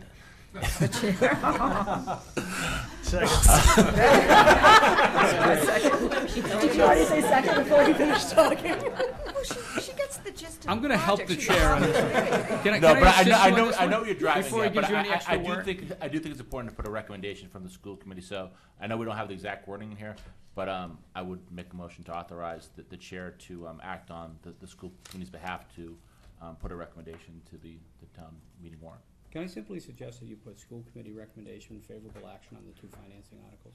That would be the simplest way to do it, rather than a long narrative that just maybe. She doesn't work I'd hard love enough. She to doesn't write- work hard enough. Any thoughts on that? I like the favorable action. Yeah. And that's consistent with. Yep. Well, it'd be good to actually see the two articles that we are favorably acting on. Good, that's fair. For the record, then I reluctantly withdraw my motion. One is a CPC article that's Yeah. already been sort of put to bed Which- by everybody, right. pretty straightforward. And the other article appropriates 1.5 million. From the free cash or? 800 and, I'm gonna get this wrong, 60,000 is free cash. 300,000 is from the sale of the Brad Street School, which can only be used for 20-year purpose issues like this, can't be used for budgetary items. And what's called bond premiums, which can only be used for capital purposes and none of these items can be used for budget items. and dollars have been sitting sort of in accounts for a long time. Waiting to be used for something fabulous like Waiting to be used this. for something fabulous like this. Those are the three components that make that up. Finance Committee has reviewed that and felt that that was the appropriate way to proceed as it relates to those funds. And then there leaves that 1.25, Well, the balance will be which fundraising, we'll have yes. to fundraise for. Yes. Okay. How do you anticipate that unfolding? That just solicitations Yeah, to it's a the great question. community, or- So I would expect that, at least at this point, the thing we've rolled out in the form of sort of construction cash flow would be about 500,000 from the youth leagues. Again, they regularly contribute toward new fields funds and have over 200,000 already in a town fund for a purpose like this. So they're 40+% already at their goal. I would expect, and the other one I've encouraged the folks who have asked is to form some kind of fundraising committee looking for corporate donations. I don't mean naming rights. I mean there are groups out Right. there interested in investing in the kind of space that will bring this kind of return to a community like North Andover. Health benefits, et cetera. And I think this is that opportunity. You know, it's not, you can't knock on that door too often, but this is that opportunity to do that. And I think from my perspective, successful projects of this magnitude that are open space projects often have a corporate component, as do things like big additions to a Y and those kind of things. And I think this is that opportunity to bring the community together to do that. And I've somewhat arbitrarily listed that amount at 750,000. And given the construction cash flow, you have about 2 years, two and a half years to raise those dollars. So it's not 2 months. It's about Yeah, 2.5 years. Corporations like to name on stuff, though. Yeah, well, I think that's ultimately goes back to the board. The board, I think we generally have thought similarly that, you know, we're not big on naming. That doesn't mean there wouldn't be a corporate donor board somewhere in the space that Right. had the list of those plaques. And you know, I could see assets like, you know, boards, school boards and those kind of things. But there, you know, every corporation of any size has a philanthropic component. And looking at this kind of project and its return on the entire community, especially if there's any kind of affiliation from corporate folks to North Andover, they will immediately see the return on the community from this project and will want to participate as we, you know, get into the grand opening of this remarkable space 2+ years from now. And I think you'll find that there is a corporate interest. So I know these folks are working on identifying those kind of people that do this as a living as a public official. Those will be my last comments on that. I can't participate. I'm out. I can't be involved in those kind of things. But I think there's a real opportunity to do that in this community. Yep. Awesome. I can comment on that. We are in the process of speaking with different people, hopefully bringing someone in who's a professional fundraiser to help us reach that goal and kind of organize a strategy as to how we're going to proceed with that campaign. But we are confident that we can raise the money. That's great. We have discussed simple things such as pavers, a walkway for names. Again, not to commercialize the complex, but to give donors some sort of recognition. Right. So there's different avenues we've thought about, but that is proceeding. Okay, great. That's great. I love it. So where were we on that? So I would say that leaves us back to how we support. Well, so I think we would have to, We don't see, we don't know what the two articles say. That's the only kind of, not that we don't trust anybody. One is a $6 million funding of the CPC. Right, that's right, you just said that, okay, And I can right. certainly, we can Right. leave those things out and just, if you folks have some interest in standard town meeting, obviously, in support, or something you can, if we leave them out of the warrant, you know, leave that sort of recommendation, then that's fine as well. I think the fact, quite frankly, you're supporting the division of the land isn't being done for idle purposes, right? Right. It's being done leading into another conversation. And I think certainly at the beginning of the conversation, the fact that if we could communicate after you see the articles that the school committee's in support. Oh, I could come up and say I that think or that's whatever, yeah. significant. Yep. Or, so that's one option, or if people feel strongly about just voting now, we can decide, but. Okay, sweet. I do want We to will say, say I do want to something. say thank you to the committee for choosing the Ann Bradstreet. And when we think of what we're talking about right now, that was certainly a nod to previous generations that were at the Bradstreet School, and some young. Some, Mr. Gilligan even taught that, you know, my boys went to the Bradstreet, my mother went to the Bradstreet, but it's kind of all just coming together. It's on the site where we're working on, you know, multi-generations. So thank you for that great name. And all I've heard is great things about it. Good. Thank you, Rosemary. Thank you. Thank you all very much. Thank you. Awesome job. This is a great project. It is exciting. Huge. Yes. Huge. All right. Where are we here? We are at the, yes. Yes. So we are on to 10D, which is the policy, proposed policy revisions and additions, and we have several here. So Town Council Suzanne Egan is here to walk us through some of this. Yes. Sorry, this isn't as exciting as the fields. It could be more different than recreational fields. But we do have a number of policies to be updated. And this is, most of it is stemming from the Mass Association of School Committees provides a periodic newsletter and provides the policies that should be updated and also the language to be updated. And so that's what this is stemming from, for most of them. And the first policy is the GICH policy, and that pertains to the alcohol and drug use by students. What this policy does is that we sort of broaden the language in the first paragraph to include any form of tobacco or alcohol use, any type of or method to consume that is prohibited. And it also includes the language requiring the verbal screenings tool, which is required under the Mass state law. And that language comes from the Department of Elementary and Secondary Education, their guidelines and their requirements. Do you have any questions about that? Mike? Okay. Yeah. So in the first paragraph, Yep. the very last line, it says, "School committee prohibits the use or consumption by students of alcohol, tobacco products, or drugs on school property at any school function or any school-sponsored event." Could we add buses to that, or are buses included in school property? It's probably included in school property, but if you'd like to, we can. It certainly is. The school buses are school property. Yeah, it's Right. part of a school activity, just like if you attended a sporting event off-site. Doesn't But hurt it may to not be call it clear, out. right. Yeah. Yeah, we have no problem adding like that. So no one could claim they didn't understand that. Exactly. Right. Exactly. And from what I heard you just say, Mhm. The title of this policy cannot be alcohol, tobacco, and other drug use. No, it certainly can. So I would, There's nothing that requires a particular okay. title. I would be highly in favor of that because recognizing alcohol and tobacco as drugs is, is a critical part of education and prevention. Mhm. Okay. And other drug Mm-hmm. use. I was going to suggest and get your feedback on whether we should add cannabis to this list because it's not illegal in Massachusetts right now.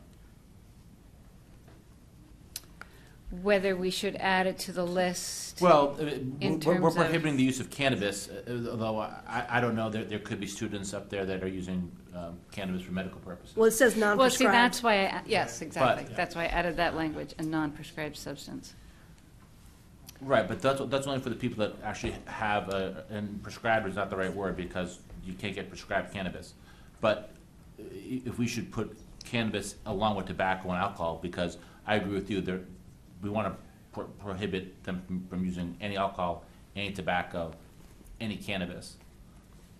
But cannabis is legal. But it's Not an for age- students. Not for students Right. with the age restriction. Same with tobacco and alcohol, though. I would add too, Mr. Tracy, when I was at the Wellness Committee meeting, the school nurses have to follow the federal law, so they're required to consider it an illegal substance because it's still illegal at the federal level. So I think we'd be compromising our school health staff and our school safety staff. I don't know if that's completely accurate, though. Well, that's what the school nurses say from their training, and we could bring them into. I think it would just be simple enough to add cannabis to this list, and then we do need to make, in my opinion, an exception for students, because students, respectfully to the nurses, they can use cannabis if they get obviously parental approval and the recommendation of 2 doctors. There's certainly discussion about this, and that we can certainly find examples of how that's being dealt with across the Commonwealth for students that have medical marijuana or for medicinal purposes. I think the point is with the expert screenings, you know, there's certain laws around that in terms of asking the questions. Are you, just to clarify what you're asking about is, are you asking that cannabis be included in the first sentence so that it is use of any form of tobacco, alcohol, comma, cannabis, or any other illegal unauthorized? Yeah, because Is that what you're doing? if I really want to nitpick, I think I can use cannabis. So you just want to make sure that that's included in the prohibition? Absolutely. Okay. Except, but I do think there needs to be some kind of qualification that, again, it could be a handful of students, but it wouldn't surprise me if there are students that have a prescription or a recommendation, not prescription, a recommendation for. Yeah, exactly. I was going to say, Right, exactly. right. Yeah. So I think, I think the first part's the easy part is after alcohol, put cannabis or and cannabis-related products. But I don't know how to really frame the exception to kids that are legally using cannabis as recommended by the law, or they have to by the law. Could just create a separate paragraph. Yeah. Well, I also think we have, and I don't see them here, and I don't know off the top of my head, but we also have procedures and policies around medical plans, school nurses, Right. you know, dispensing any type of medication. They can't just pull it out of their pocket. Exactly. I mean, It has, right. It But- has to be But administered. if a high schooler or a kid comes to school and has used cannabis before he got to school, you know, under this policy, you're saying that he's in violation of that policy when he or she could be using it legally. And Okay. Under the medical plan. I just think that the policy should reflect that reality. And I don't think this does that. So what I could do in the interim is to look at other policies and how this is being dealt with in either other communities or in other states where this cannabis is an issue. Yeah. And see what type of language. This there policy just refers to on school grounds and during school use. It doesn't actually prohibit if they use it before and come to school. If you look at the There's first a sentence. different policy that So if talks a kid about comes to that. school drunk, that's fine? Under any this student who's policy. under, but they have under the students who are under the influence Second of. paragraph. Yeah, additionally, any student who's under the Prior influence. to or Okay. during attendance or participation in a school-sponsored activity.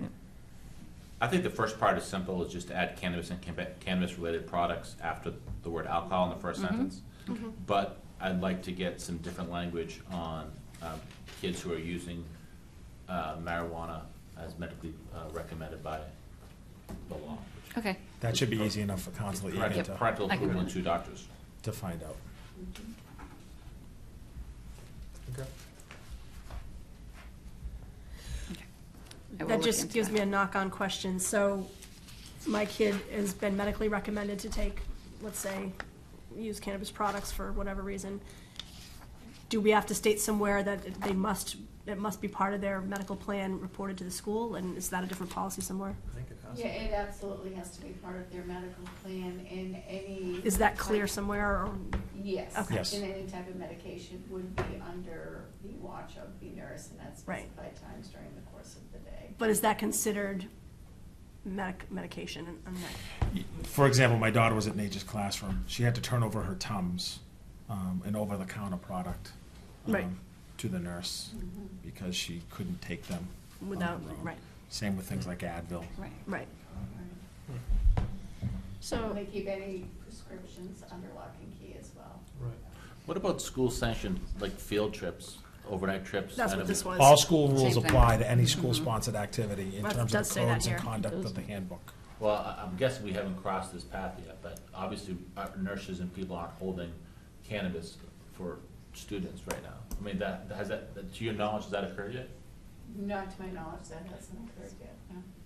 Not to my knowledge, nor am I aware of any community that we've, had these discussions with the superintendent's I'm association. sure MASC doesn't want to really touch this issue at a 10-foot pole, but it's a reality, Obviously, there was a young student who stood up at town meeting and talked about her use of it, so maybe she hasn't gone on any overnight field trips, but, or she's just not sharing with the nurses, disclosing it.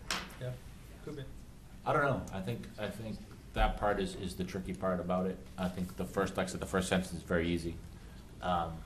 you know, kids shouldn't be using cannabis, they shouldn't be using alcohol, they shouldn't be using tobacco. But when they're using it for medical purposes that sign off by their parents and doctors, we have to respect that and treat it like any other medication.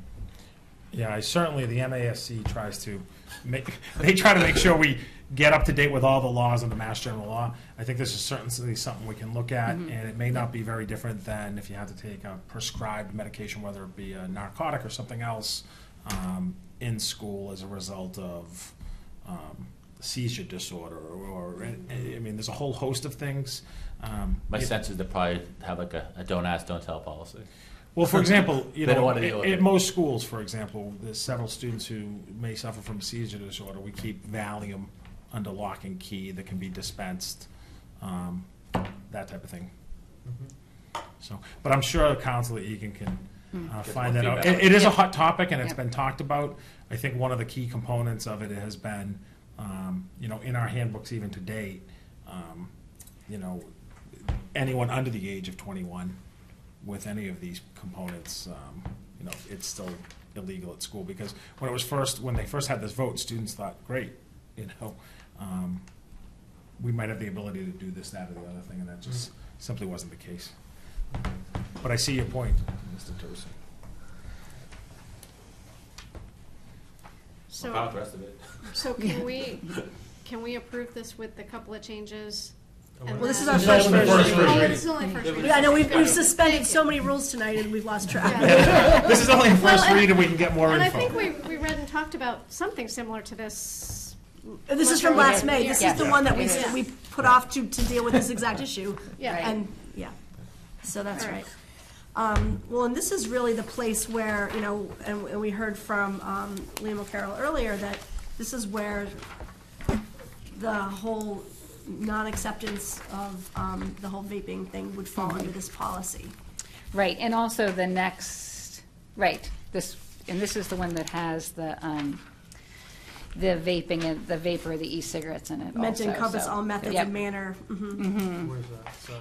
And that's First in the paragraph. first paragraph. Oh, I thought you went to the next No, one. it's still in Yes. this, yeah. Yep. So, I mean, some of the things that are used in Juuls are not tobacco products. Right. So is that, does that cover, is that covered in here? I mean, the juice is not necessarily a tobacco product. So I can talk about that a little bit with a policy change that's going to be brought with the handbook later this year by the high school. Okay. In terms of what we call paraphernalia. So. Okay, go ahead. Can I give you a vaping update? Yes. Okay. So I think it is important to note that this is something that all school districts are facing. I think when e-cigarettes first came out, you could see big clouds of white smoke coming out of cars when you're driving down the highway, and now oftentimes, as Liam mentioned, there can be a slight odor, or that sometimes it can even be odorless. But at North Andover High School, for example, they sent a letter to all teachers on December 5th talking about this issue, along with an article on juuling from the Boston Globe was distributed to all staff. And I think more importantly, too, what was really important for the staff and for them to look at were the images of what these look like, because sometimes they can look like a highlighter, sometimes they can look like a USB port, and these components. On the 9th of December, the high school sent home this letter, very similar to the one that went to teachers, along with this article, as well as a link to our district's website and the health office, with vaping health advisories, getting the facts, a parent tip sheet, Surgeon General message on e-cigarettes, a letter to parents from Dr. Michael Siegel from Boston University School of Public Health, as well as the Boston Globe article.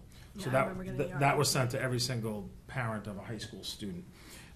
In conjunction with the high school, the middle school will be sending out both of these this letter to parents next week. And then in terms of North Andover High, in addition to the SBIRT screening, which we brought up tonight, all ninth graders have to take a life skills course on drug alcohol prevention, which includes vaping.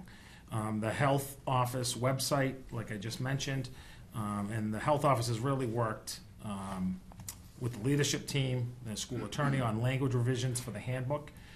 They want to increase the penalty for 18-19 for possession, influence, or paraphernalia having to do with vaping, and just kind of building on that. The other thing that's important to know is students who violate the rule of vaping. So, whether it's tobacco, whether it's a regular traditional cigarette, whether it's chewing tobacco, that's a chemical health violation. It's a school chemical health violation. It's also an MI2A chemical health violation, which has consequences for athletes. And those students who are found in violation of that, they have to take part of a newly created chemical health program that can still hold them accountable, but also reduce the penalty. And it includes an intake meeting with a trained counselor, completion of an online program on healthy living topics that include decision-making, setting healthy goals, stress and health, coping with stress, peer pressure and refusal schools, illegal drugs, drug use risks, choosing a drug-free life, and there's many other components to this online. And then that is followed up with a reflection piece and an exit meeting with a trained counselor. So in NAMS, they're also sending out that letter. They have had a couple violations this year that they've caught students, and it's also part of their health and wellness curriculum and refusal skills. And believe it or not, part of the state standards in the curriculum at the elementary level talk about good decision making and wellness curriculum. And there's some other work that's just starting out taking place. Ms. Mably could talk about it a little bit. That's happening at elementary schools because, particularly in 5th grade, is where we use guidance, the PE staff, and as well as the school resource officer in the past has participated in those talks around healthy decision making. So I just happened to, I have a 5th grader, and she, over the last month, has had with the guidance counselor as 5th graders, they've had meetings twice a week where they've talked about various topics, which are self-esteem, decision-making, smoking, advertising around smoking, drinking, body issues, I think, as well, dealing with stress, communication skills, social skills, and assertiveness. And we as parents received the announcement that that the kids are going to be going through this, but then every day after that's happened, and today was the last one, we as parents got a letter saying, this is what was covered today, this is what we discussed, this is how we suggest you follow up talking about it at home.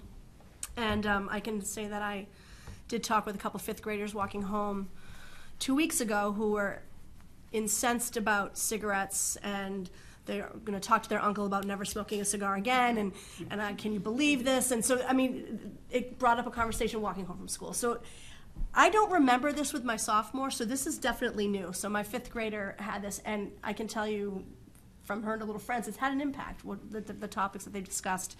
The last one today was about saying no, standing up for yourself, not following the crowd, and all that sort of stuff. So it's something kind of new, a life skills program that I think will only help in coping with some of these things going forward. So I was surprised that we are addressing this at that level. I think we've been really much more proactive than I think people think.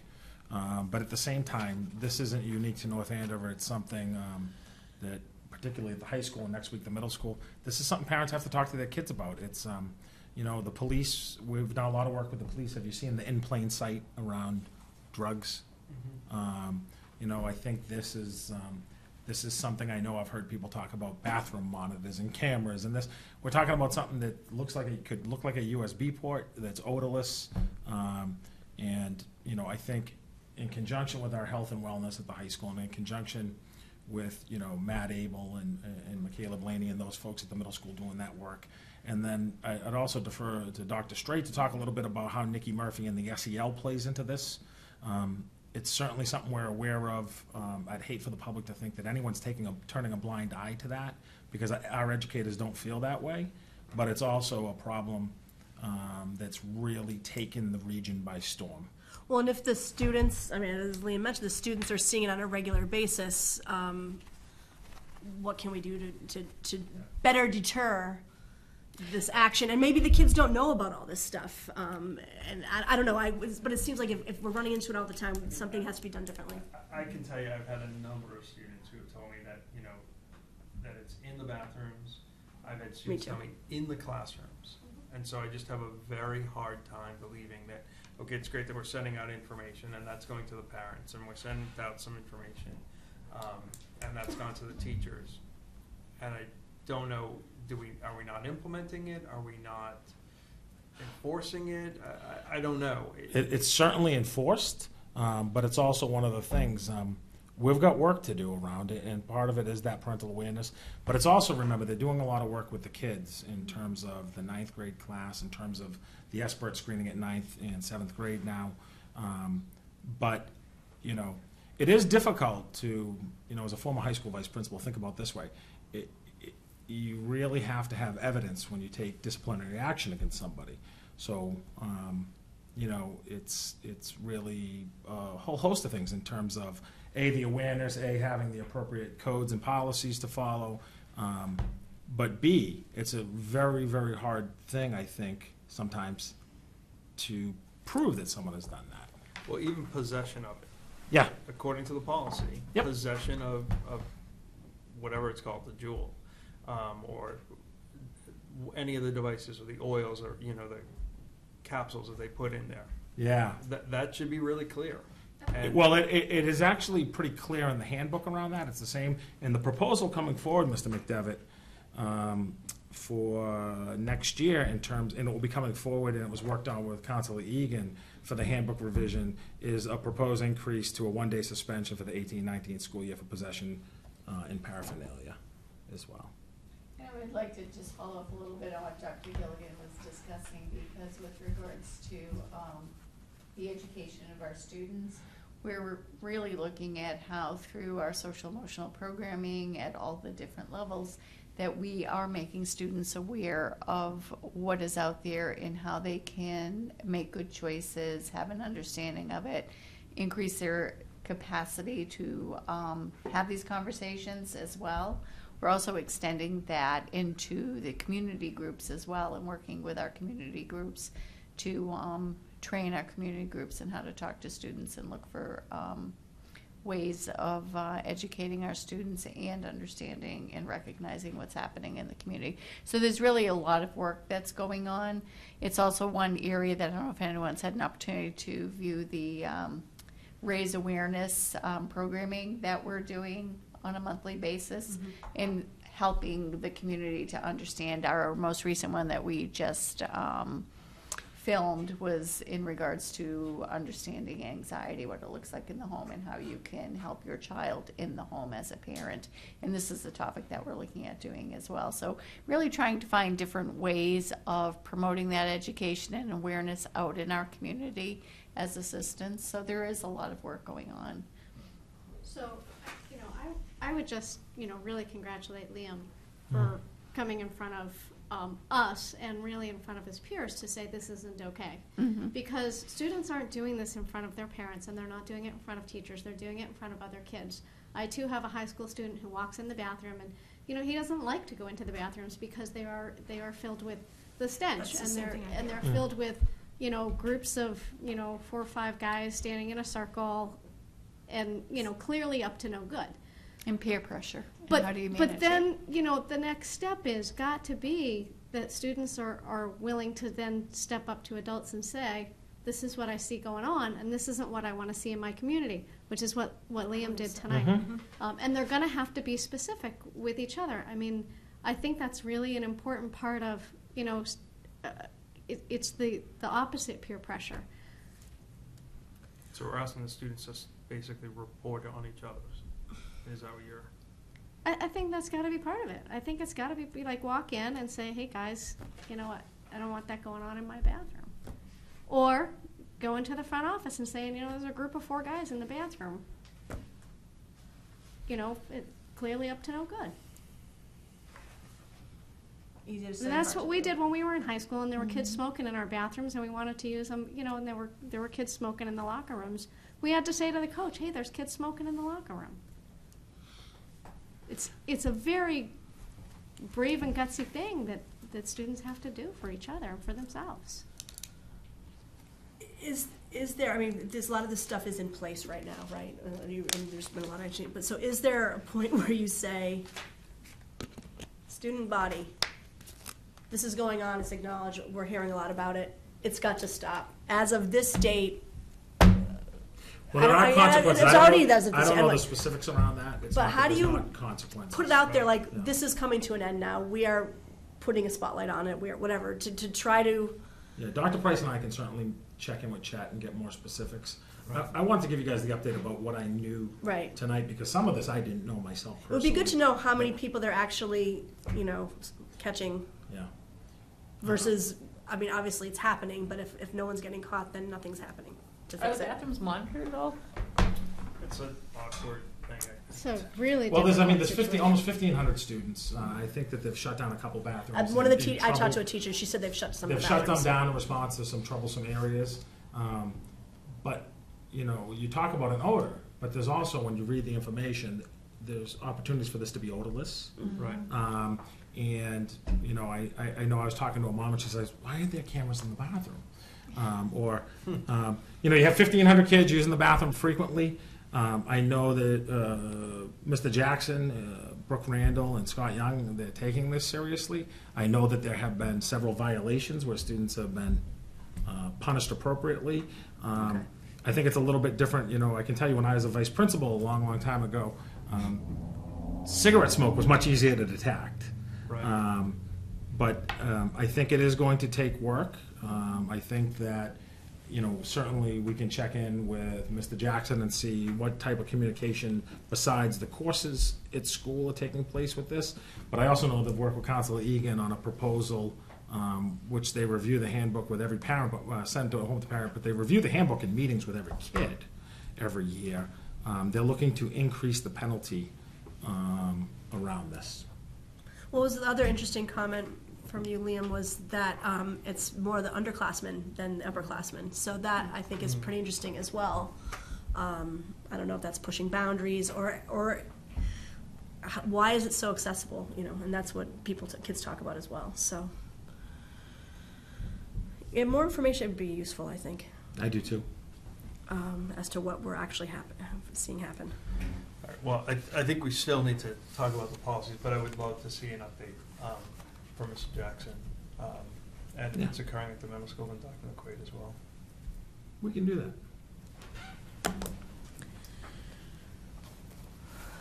So we've talked about some revisions to this policy about prohibited use. Is there anything more specific that we need? For the GICH? Yeah. That one? GICH, yeah. Yeah, so I'll add that specific language that you asked for to include the cannabis and the Okay, and then we can school look at buses. that the next And time. then we'll look into that exception or the special dealing with the cannabis, prescribed cannabis. Yep. So the next one would be the Related to the teaching? Yes, and that's related. This was also before the school committee Right. last May. And I think the issue last time was the fact that we wanted that language that stated "and other drugs," similar to what we're going to do with the former policy. And so we haven't included that. It says "and other drugs." And Right, this that's policy here. has been updated at the suggestion of MASC. And it's one of the required things that a school has to have, school district has to have a policy on teaching about essentially substance abuse, which is the drugs, alcohol, and tobacco. That's what this says. Just the same thing, just because, now that cannabis is legal, we gotta make sure we're not sending the wrong message to kids. And I do think we should single out cannabis, because alcohol and tobacco and cannabis should not be being used by any children. So I'd like to put that in there as well, if that's Okay. okay with people. Can I make a suggestion on that? I'm sorry. Can we see that you legal use of cannabis that covers the kids prescribed it? Well, it's alcohol, tobacco, and cannabis by anyone under the age of 21 is illegal. So I think that's what we're really talking about. So you can't, no matter, except if it's medically prescribed. Kids not going to be prescribed alcohol or tobacco. Right. And this policy deals with the educational Education, programming right. that we were just discussing. I just think we're going to single it out Okay. because I do think that now that it's legal, we don't want to, again, tell people, hey, it's okay for kids. Again, kids pick up different messages from adults, and I just think it's important we single that out.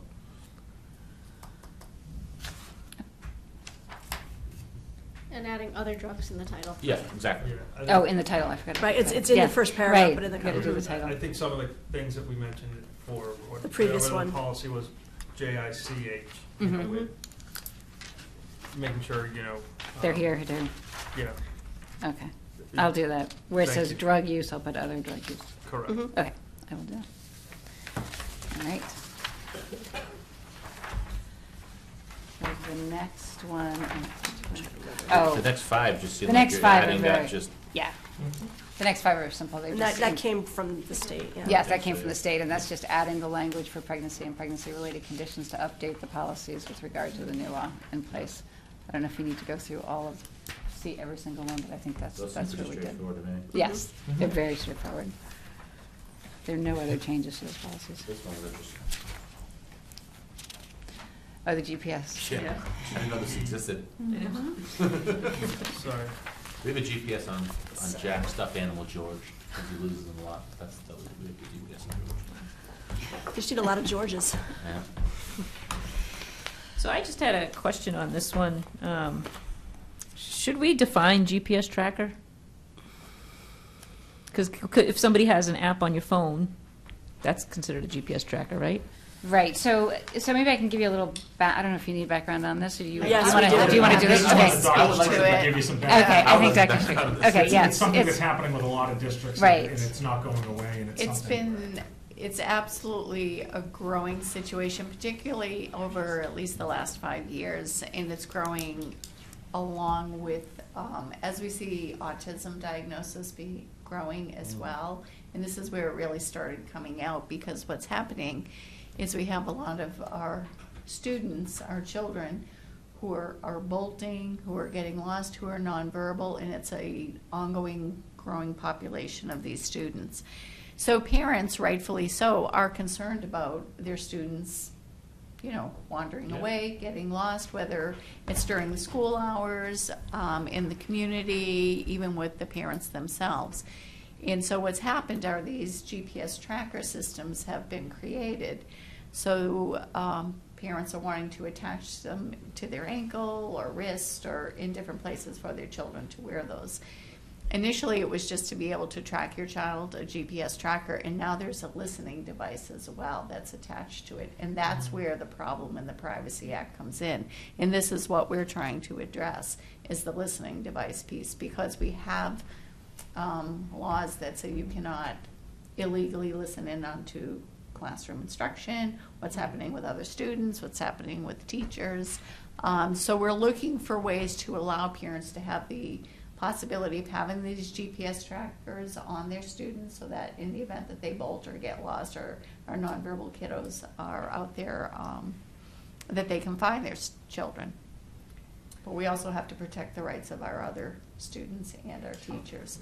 So some of what we're looking at doing is having a means of allowing children to wear these trackers, but we also have some control over the listening devices as well.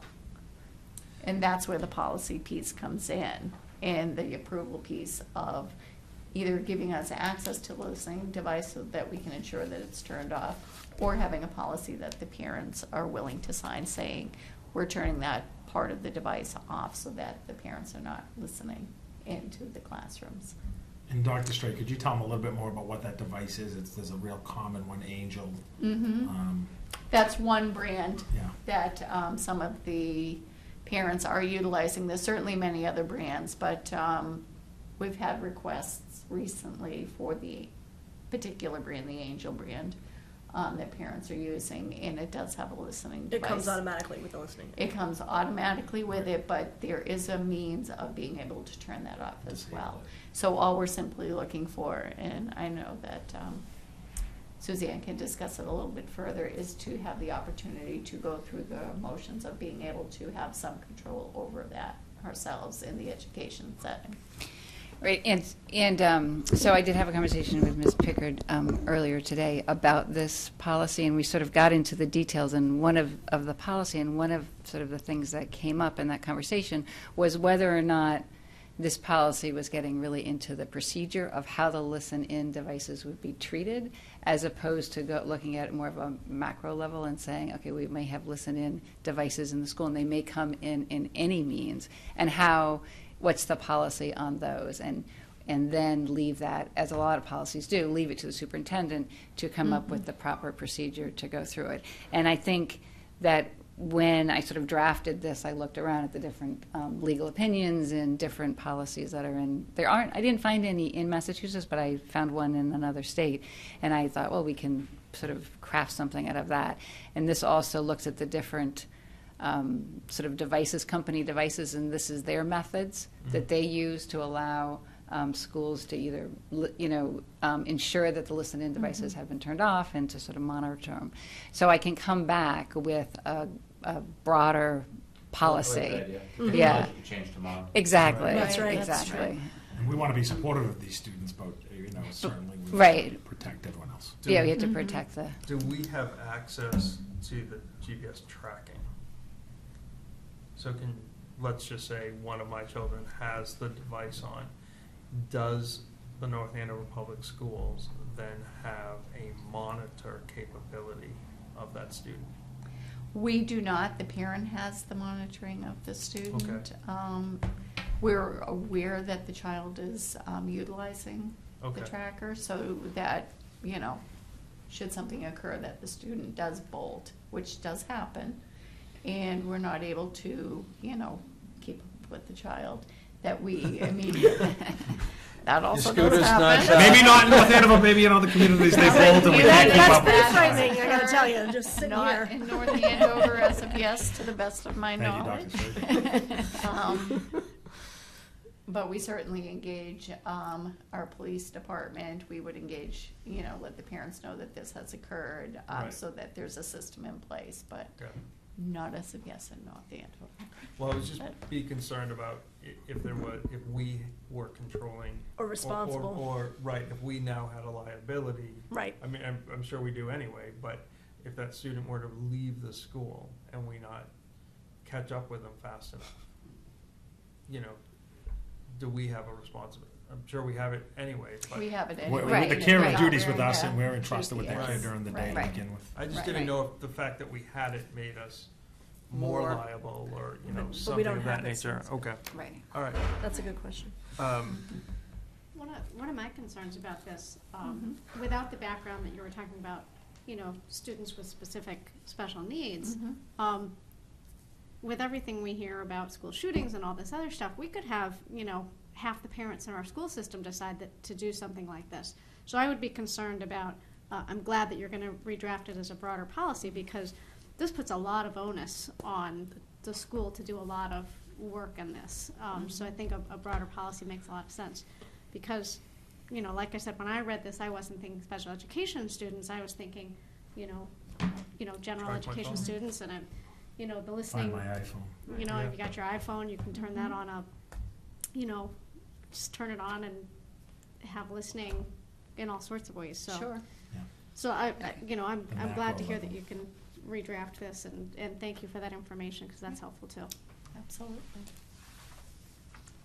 All right, I'll come back with that. All right. Yeah, I don't know what crowdfunding is. You don't know what crowdfunding is? I need. Oh. Seriously? Seriously, no. What is crowdfunding? GoFundMe. I've heard of that before, but I don't know that's crowdfunding. That's Yeah. crowdfunding. Yeah. It's basically going out to people who you don't know and say, this is what I want to do. Gosh, can't you give me some money? Right. So the this is also from the Mass Association of School Committees, and this policy was drafted. Their newsletter says or advises us that this was drafted with their counsel and a counsel from the State Ethics Commission, coming up with this policy with regard to crowdfunding. And what it essentially does is it says essentially that the person has to ask permission from the superintendent to do it. You can't do it, your basic state ethics information. You can't fundraise from people that you have a relationship with anyway. So a teacher can't go to the parents and start fundraising for them, or saying, go to my crowdfunding page and raise money, or contribute to the money for your classroom. That's not permitted. And I'm sorry, can you say that again? So what it prohibits a teacher from doing, or any school employee from going to a parent or a person that they have authority or control over and asking for money in that way.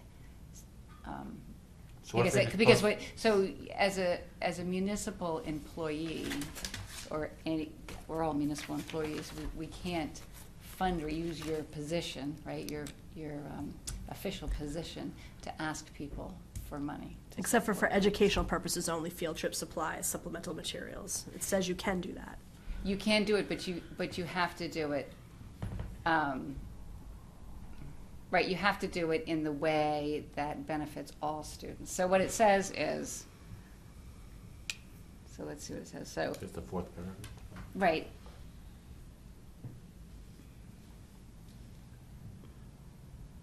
So what they can't do, but then if you read further, right, you can't go and you can't say specifically to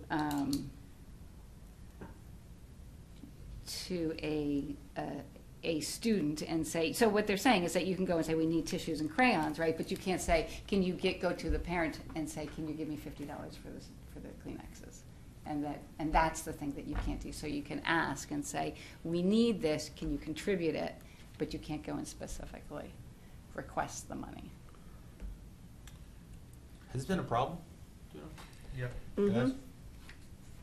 It's a problem in another community right now, around Nature's classroom, believe it or not. And it's actually, some teachers have actually set these up in other communities, and we've had some teachers asking, can they utilize this in order to increase the technology devices in their own classrooms? Right. So. Right, and they have to seek permission from it, and then that money Right. has to be. So the risk is that you have somebody, and you read about this in the newspaper all the time, right? If somebody goes and they creates a crowdfunding page, and they say this is for the benefit of, my classroom, and then that money gets donated, and then the money never goes directly to what the benefit, Right. what they've raised the money for. And so this says that the money is accepted by the school committee, and then it has to be used directly for that purpose for which it was raised. And it just clarifies responsibilities of the school teachers, and to make sure that everybody knows this is how you comply with the law. It's always about asking permission, following the right process, and then having that accepted and used for that particular purpose. And not soliciting from parents who have provided you email contacts for school purposes of Right. communication is the biggest one that makes it clear Right. for teachers. Right. So would this create additional revolving accounts? No. It wouldn't, no. No, not it would- officially. I mean, it acts like one, and it's gotta be for that purpose, but it's not a revolving account.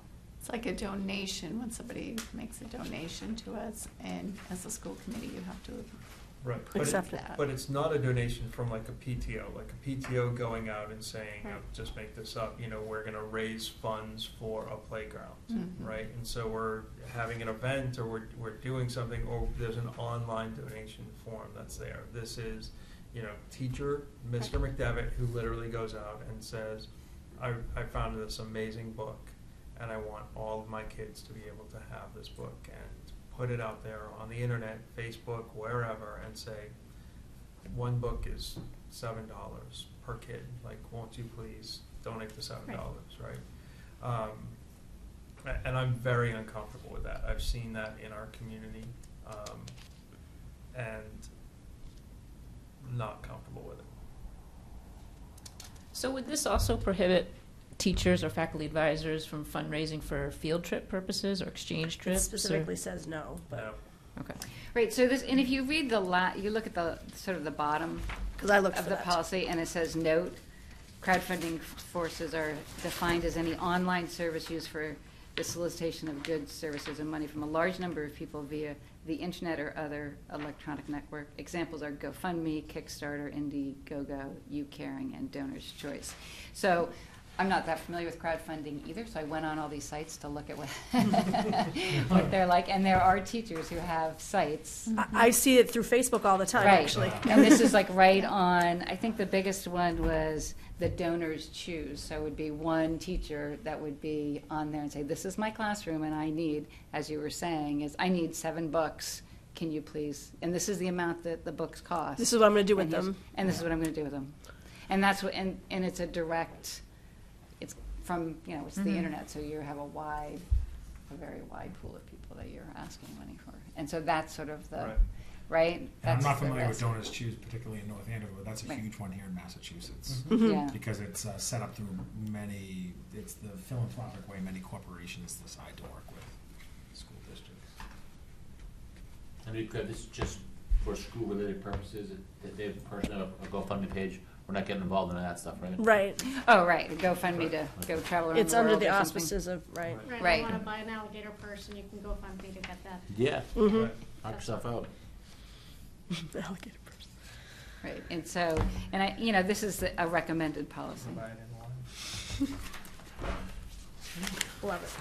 All right? Good, so. And so the last, I think it's our last policy. Our Yeah. last policy Yes, it is the student submission to educational surveys and research. And this lays out, also sort of lays out the policies and procedure for students being participating in surveys and research. And it essentially says that parents will be notified, parents have the opportunity to opt out. The parents also have the opportunity to look at the resources used in the survey and the research, and that the superintendent comes up with the procedures to ensure that the surveys and the research are done in the appropriate manner. And this is a part of the, it stems from the federal law that protects and regulates student research and surveys. Because we right now have these, I know Merrimack College does stuff, and I know as a parent I've received letters, but there's no policy in place currently that talks about this, and this Right. is the first Right. introduction of that. This is Yeah. the policy. Explicit. Right. Because anything we participate with, you have to make sure there's no identifier. That's right. And it says that This pretty just really clearly. spells it out. Which is good to have. Was surprised that there was nothing already in existence, so. So for example, the first policy we talked about tonight talks about utilizing SBIRT or the whatever. screening tool. That wouldn't be part of this because it's not fully or partially funded by the U.S. Department of Education. So the screening tool that's discussed in the other policy, Right. that is created from the Department of Elementary and Secondary Right. Education. So it wouldn't be So they affected have, by this it's completely policy. different. Yeah. Okay. Yeah. That's what I. It has sort of the same thing It's to it, but pretty it is similar, completely right? different. Yeah. Yep. Similar process. Right. But not something. Any other questions on any of these? So we can see some updated ones Thanks, and Suzanne. talk again. Thank you very much. Thank you. All right. Should I stay here for the next item? Yes. Yeah, absolutely. Okay. So we'll jump to, if you don't mind, Mr. Mealy, we'll jump to G, not G, no, sorry, not yet. The youth center, E, right, we're in the right spot, okay. Right, first reading, memorandum of understanding with the North Andover Youth Center. Did you want to explain this, or is that something Suzanne wants to explain? I'll just introduce it. Oh, to actually, Dr. Dr. Straight, right. As you guys know, we've had a pretty successful program working with Rick Gorman and Dr. Straight's staff, servicing all students as part of the strategic plan. And I'm going to let Donna take it from there with the specifics around this memorandum so we can best serve all students. Right. So, as we've kind of discussed before, what we've done is we're really I looked into increasing how we can better serve all students, not just during the school days, but outside in the community, because we know a lot of our students go to the before and after school programs.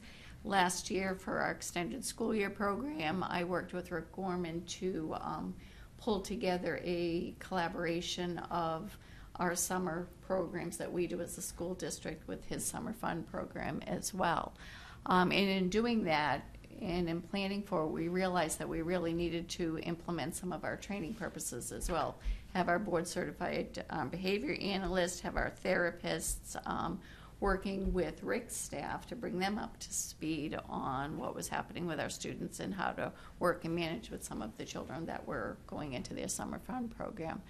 So we really thought about it, and we really need to kind of take it a step further as well. And so some of our students that have some significant issues, not just sharing trainings, but sharing specifically how to work with some of these students.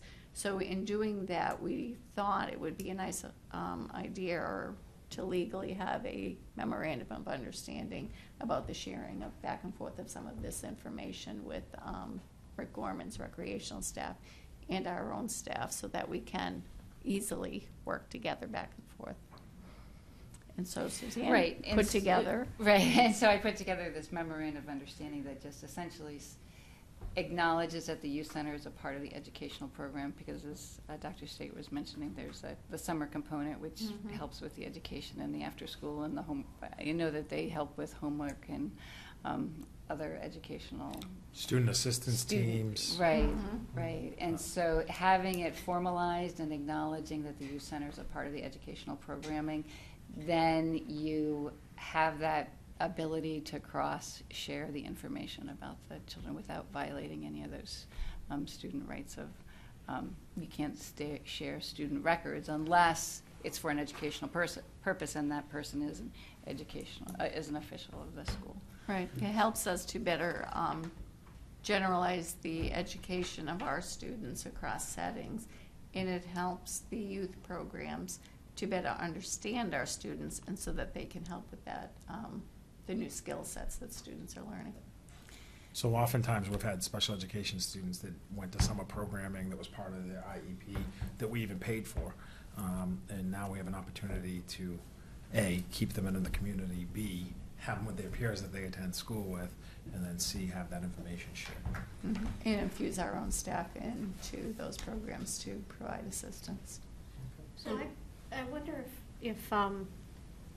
if you've heard anything from parents about this, or would parents be in favor of this kind of sharing of information, or how does it get shared now? Do parents have to share the information? So our first sort of go-around was last summer, when we took some of our social emotional programs that were just housed in the Kittredge School, and we integrated them into the Summer Fun program. So in order to prepare for that, we did some very specific training centered on behavior management, social emotional values, anxiety, and train the staff, but not really train the staff on our students specifically, but on the concepts and the understanding and how to apply that in a setting with children. And the parents were quite thrilled that, one, their students were able to access Summer Fun and not have to get their services solely in a building by themselves with the same group of kids every day. They could utilize those skills and generalize them with their peers and be able to be outdoors and playing. My question wasn't about whether or not parents appreciate the programming.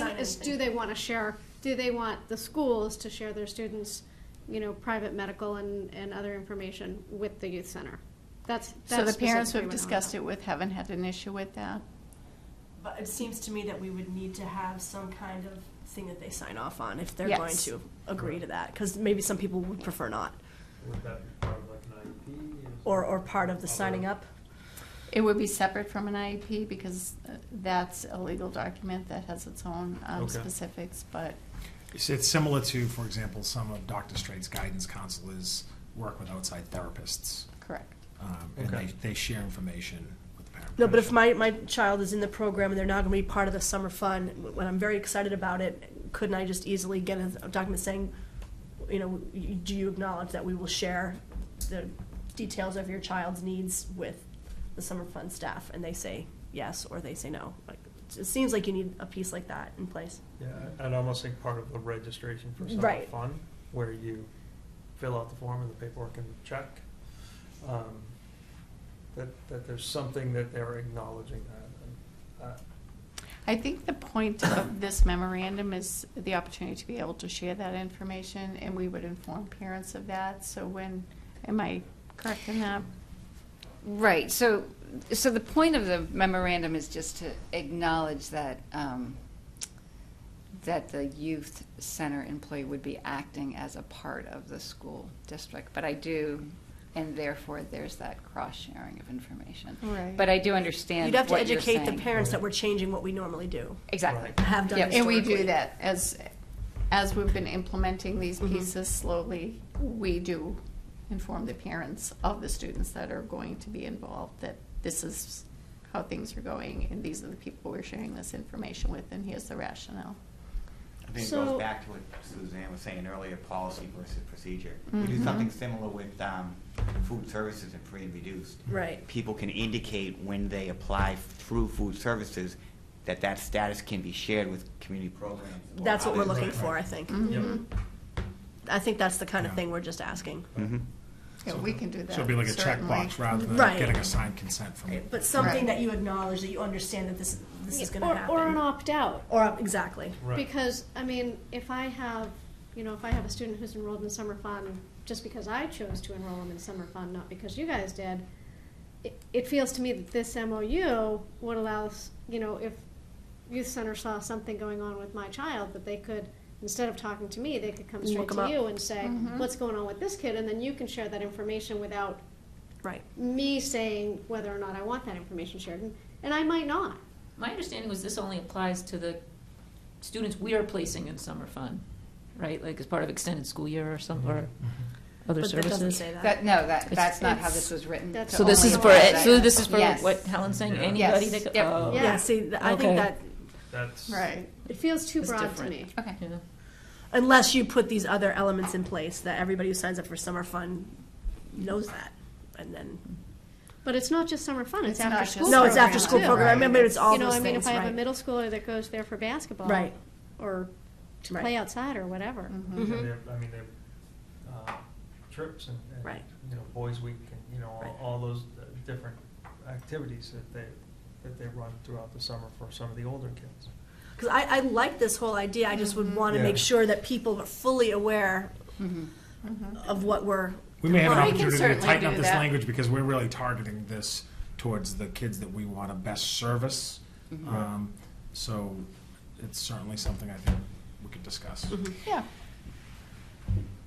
Yeah, we can work on Okay. a form together. Okay. But, For the sort of the transparency. You're really talking about more of the transparency of Right. like having Yes. parents Yes. acknowledge it. This is That's what's right. going on.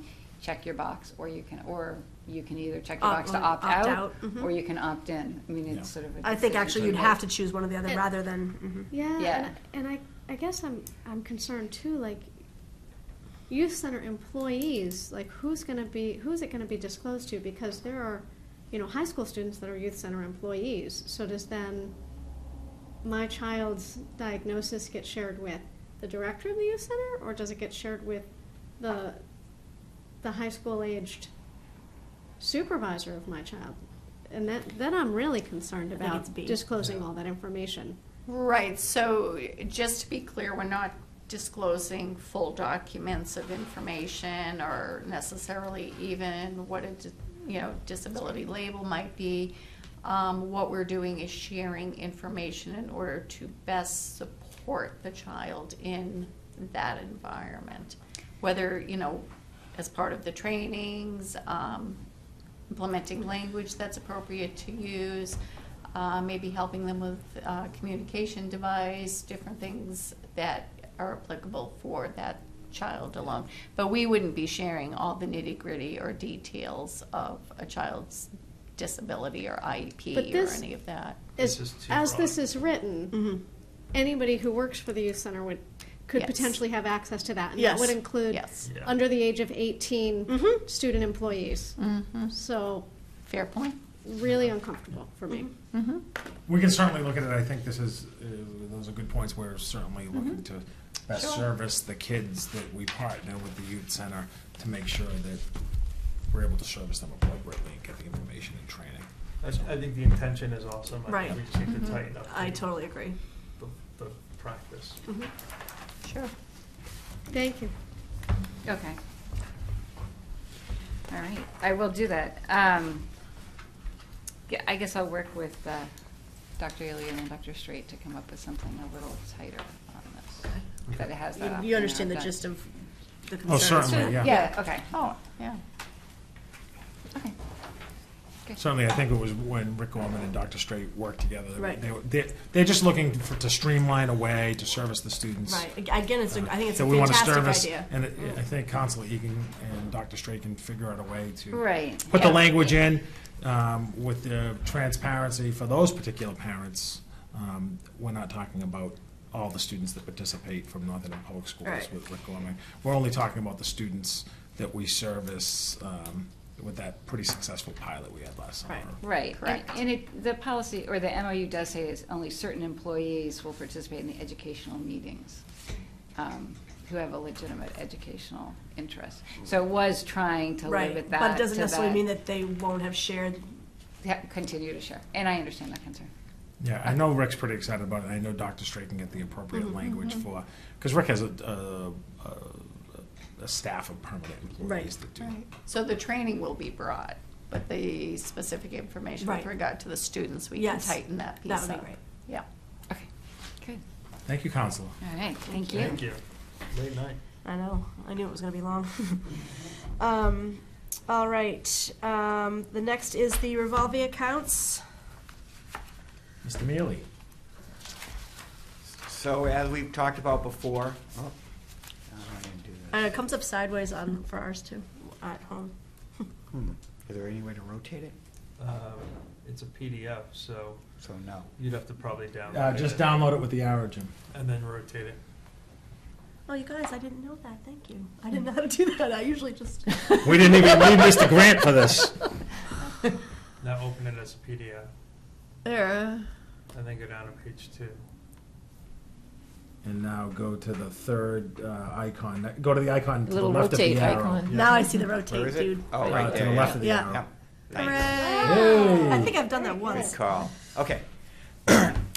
So we do make adjustments from year to year in each account. The first two are our largest. It's community programs and school lunch, and those are the ones that you'll see based on what they expect the enrollment to be in their programs, or if we're adding any programs. He'll increase both the revenue and the expenses. Neither one of them really operates with a large surplus, but operates with the ability to completely fund their operation. Yes. And that's the key for both of them. The most important part is that based on their expectations for both revenue and expenses, we're not requesting any changes to lunch pricing or community programs fee for the programs. And then the other ones after that are some of our smaller ones, although athletics is the next biggest one, along with transportation. Again, that's just based on participation and what the AD projects and our transportation coordinator project for usage based on this year and what they think will happen next year. The preschool, that's based on the tuition we receive. It helps fund. There's a lot that comes out of the operating budget as well, but we utilize the revenue that comes in for, as what you can see the expenses that it's used for. And then custodial overtime is the money we collect for events that require custodians, that require that the organizers of that event pay for the custodians. And same with So rental it's fees. just a wash, basically. Right. It's actually a loss. We don't collect as much as we end up paying in overtime for events. Some of them because they're school events, so we don't Right. charge the school for it. So overall, but it's a wash as far as the outside events go. Right. Okay. Like if the PTO has the pasta night and you pay the, like I just. Yep. And then the rest are smaller ones. Some will go away. The model classroom will go away after this year. We only have some funding left in that. It's not $47,573, so we won't spend that much in FY19. We'll just spend what's left, and then probably be closing that out unless some other initiative comes that's called model classroom. E-rate is the tech money that we get, and that's changing over. You can see the focus is changing to newer technology equipment. So we've made some adjustments in the lines there. We don't have a high rate for North Andover, but we get some money from E-rate, so that's good. And then the student exchange program, we have not seen a lot of activity with that one yet. We had hoped that it would be higher than this, but it just hasn't happened, and Mr. Gillian and I continue to work with, is it Cambridge Institute? Mm-hmm. Yeah. Cambridge Institute, yeah. Yeah, to see if we can get some students to come, and if they do, the tuition goes into this account to support them. Okay. And that's it. This is the first reading, or are we approving these right Nope, this is just the first All reading. of this, yeah. now? Okay. That's what I thought. Lots of first Yep. readings. Recommended action is not Everything's direct. first readings. Right, except for this last one is the, Statement of you need to interest. take a little sip of water. I'm ready and I'm done. There's a suspension first. You but need a this glass is of water there, Mr. For the McDowell. Should be okay. MSBA, We got it for next the middle door. school that we're submitting again this year, tomorrow. So I will move that we suspend the rules to approve the resubmission of an MSBA statement of interest for the NAMS renovation. Second. Motion by Mr. McDevitt, second by Mr. Tursi. Okay. Aye. Aye. Aye. Aye. Aye. 5-0. It's after 9 o'clock. My stomach was growling really hard just now, too. It's all going higgly-piggly. Okay. Get rolling, Andrew. So I will recommend that we approve the following resolution. Resolved, having convened in an open meeting on April 5th, 2018, the school committee of the town of North Andover, in accordance with its charter, bylaws, and ordinances, has voted to authorize the superintendent to submit to the Massachusetts School Building Authority the statement of interest dated April 6, 2018 for the North Andover Middle School located at 495 Main Street, North Andover, which describes and explains the following deficiencies and priority categories for the town of North Andover may be invited to apply for the Massachusetts School Building Authority in the future for priority number 2. The elimination of existing severe overcrowding as determined in the judgment of the authority, specifically to decrease class size from a current average of 24.6 students, and hereby specifically acknowledges that by submitting this statement of interest, the Massachusetts School Building Authority in no way guarantees the acceptance or the approval of an application, the awarding of a grant, or any other funding commitment from the Massachusetts School Building Authority, or commits the city-town regional school district to filing an application for funding with the Massachusetts School Building Authority. In addition, the school committee of the North Andover School, the school committee, now I lost my place. Of the town? Of the town of North Andover confirms the following criteria apply to the request. The school facility has been and will remain in use as a public K-12 school, serving public school students for the useful life of any additions, new construction. The school facility has sufficient spaces to deliver its required educational programs, except for the lack of space to allow for the decrease of existing class sizes. The school facility is structurally, functionally, and educationally sound and has no other deficiencies, and all other building systems are operational, safe, and adequate for the delivery of the required educational programs. The need for the additional space is not the result or negligent or lack of routine or capital maintenance by the district. The district acknowledges and agrees to abide by all federal and state laws and rules, regulations, policies, and guidelines of the MSBA, and the district agrees to use the MSBA's pre-qualified OPMs and designers. The district has the ability to raise the local contribution required to fund the district's share of the project in a timely manner, and the district has no entitlement to funds, and the awarding of a grants is, if any, is at the sole discretion of the MSBA. Second. Could you read that again? Motion by Mr. McDevitt, second by Mr. Tursi. We'll also do a roll call. Mr. Tursi? Aye. Mr. McDevitt? Aye. Aye. Aye. And aye. Thank you very much. We need to thank a teacher for your ability. At least one. All right. Is there any public comment? come right up. Just suggestions, no questions. I'll be quick. That's it. Say No your worries. name and your street address. Heidi Waters, 2125 Turnpike Street. Just from listening tonight, I'm really excited about the Fields project. It almost makes me wish I have younger kids to enjoy it more, but It's for all ages. It's for all ages. That's right. Right, that's right. Hey, I'll be there. It's right. So just a couple of things. I know he had mentioned the fences for the baseball. I had gotten hit with a baseball a couple of years ago, so I just want to make sure that, you know, the playground is safely protected, in particular from the baseball fields, just because there'll be so much activity going on there. And I don't know if, like, batting cages, if that's something that you talk about when you talk about the bleachers and you talk about, like, the little additions, like, is that something for me to suggest, or maybe Sure. it's something that's already brought up? I on the honestly list can't of remember. little things? It's a good Yeah. idea. I know we have one on the high school property. It's Yeah. not automatic, but it's a caged-in area for batting practice. Right, and Carl Thomas, I know that. Has that as McAvoy well. has 2 batting cages to be installed Oh, when I that's can right. when I can get around to it.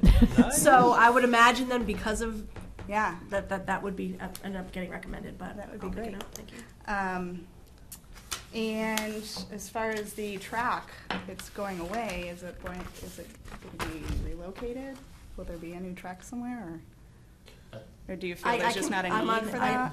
I'm on the committee, so I can tell you that there was a lot of discussion, and the feeling was that we have a pretty spectacular track at the high school, and that would be what the community would use as a track. Okay, so there's no need for a second Correct. one. Okay. That was what the committee. Okay, and came then around you to. said no questions, and I asked a question. And then, like, you know, they talked about corporate donations. I know there's a lot of parks that do bricks, and that's just something that might be kind of fun. So families and companies can get involved in that, depending on the size of the bricks, something like that. He mentioned pavers, yeah. Pavers. Yeah, oh, yeah. Yeah, same thing, right. Like Yeah, Lawrence Veterans walking on the State. brick pavers, I guess is what I should have said. Yeah, there's one at the high school too, next to The stadium. wall. Mm-hmm. Yeah. The back of The concession. concession stand. Oh, right. The Yeah. red tiles with the black writing. Yeah. I forgot about that. Okay, so that's that. And then as far as the vaping and smoking issue going on, I mean, we parents are totally aware of it. And I keep saying, talk to your kids, check their backpacks, check who their friends are. You know, it's like, it's just a scary thing. But will there be any meetings, like parent meetings, and maybe televised? Because I know a lot of parents say, oh, a meeting would be great, but I can't make it. So that's just a suggestion that I'm making.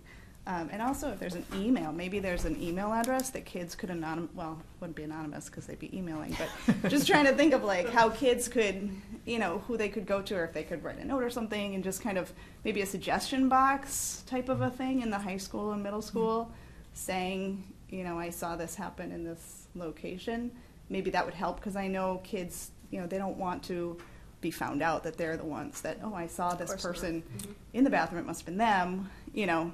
So if they can be as, you know, discreet as possible about it, that's just a suggestion. I wonder if there could be a link or something on the webpage or something that. Yeah, like an anonymous survey. I think it's something. response. I think it's something certainly to talk about. I think there's pros and cons to that as well. Yeah. Yeah. We had a hotline here for years, a 1-800 hotline, under a previous superintendent, and there was some, you know, there's different components to it. So I could see how it could be. Sounds like a used. story. Yeah. There's a story, yeah. you don't remember Harry's 1-800 hotline? I know. He should have reported himself. Hotline. Stop.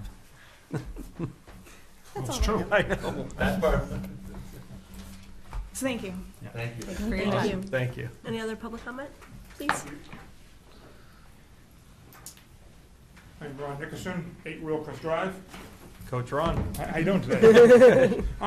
Two comments, 2 questions. First is that many of you may or may not know, children with alcoholism or drug addiction is not covered under IEPs currently. However, there is, I think, six recovery high schools within Massachusetts, one in Beverly. I would look for the school committee to possibly include any type of substance abuse on the IEP. Oftentimes, kids can go to these high schools, but transportation is not covered because it's not considered a disability. So schools often get, have to pay the cost for that transportation. I know in Beverly, they got a grant through Mass Rehab to cover all of the busing issues for those kids. So I would like the school committee to look into that and somehow include that into the list of disabilities. You'd be the first town in Massachusetts to do that. Ron, if you want, I mean, Dr. Straight's an expert around these, because it's not a town or a local decision around disabilities. It's the IDDEA, it's the federal law. Yeah, exactly. So, but as you know, Massachusetts is much further ahead with including disabilities than the federal government. So I would like the state or even North Andover to take the lead on that. And the second piece I'd like to cover is MIAA rules on kids and being suspended. Under Rule 62, which covers the suspension of students, there's on the last paragraph on the first page, I pulled it up. It says, prior to any chemical health violation of a student, request for, I'm sorry, let me start again. Maybe you can read that. It's too, I'm sorry. It's too small. I was going to say, I thought you were going to ask Mr. McDevitt. He needs a drink of water first. It's the last paragraph prior to any health. Yeah, it's gone. Oh, how about that? Basically, it says that a kid should be offered treatment first, prior to any suspension. The rules are pretty clear. It is written in the MIAA rules. And I do have a question about who would do the chemical health screenings at the high school? Would it be a certified person? The chemical health violations, as I understand at the high school, they use a trained counselor. As of December, they had nobody that was certified in that. Yeah, I don't know what you mean by certified. Licensed. Yeah, licensed is, our counselors are licensed by the state of Massachusetts.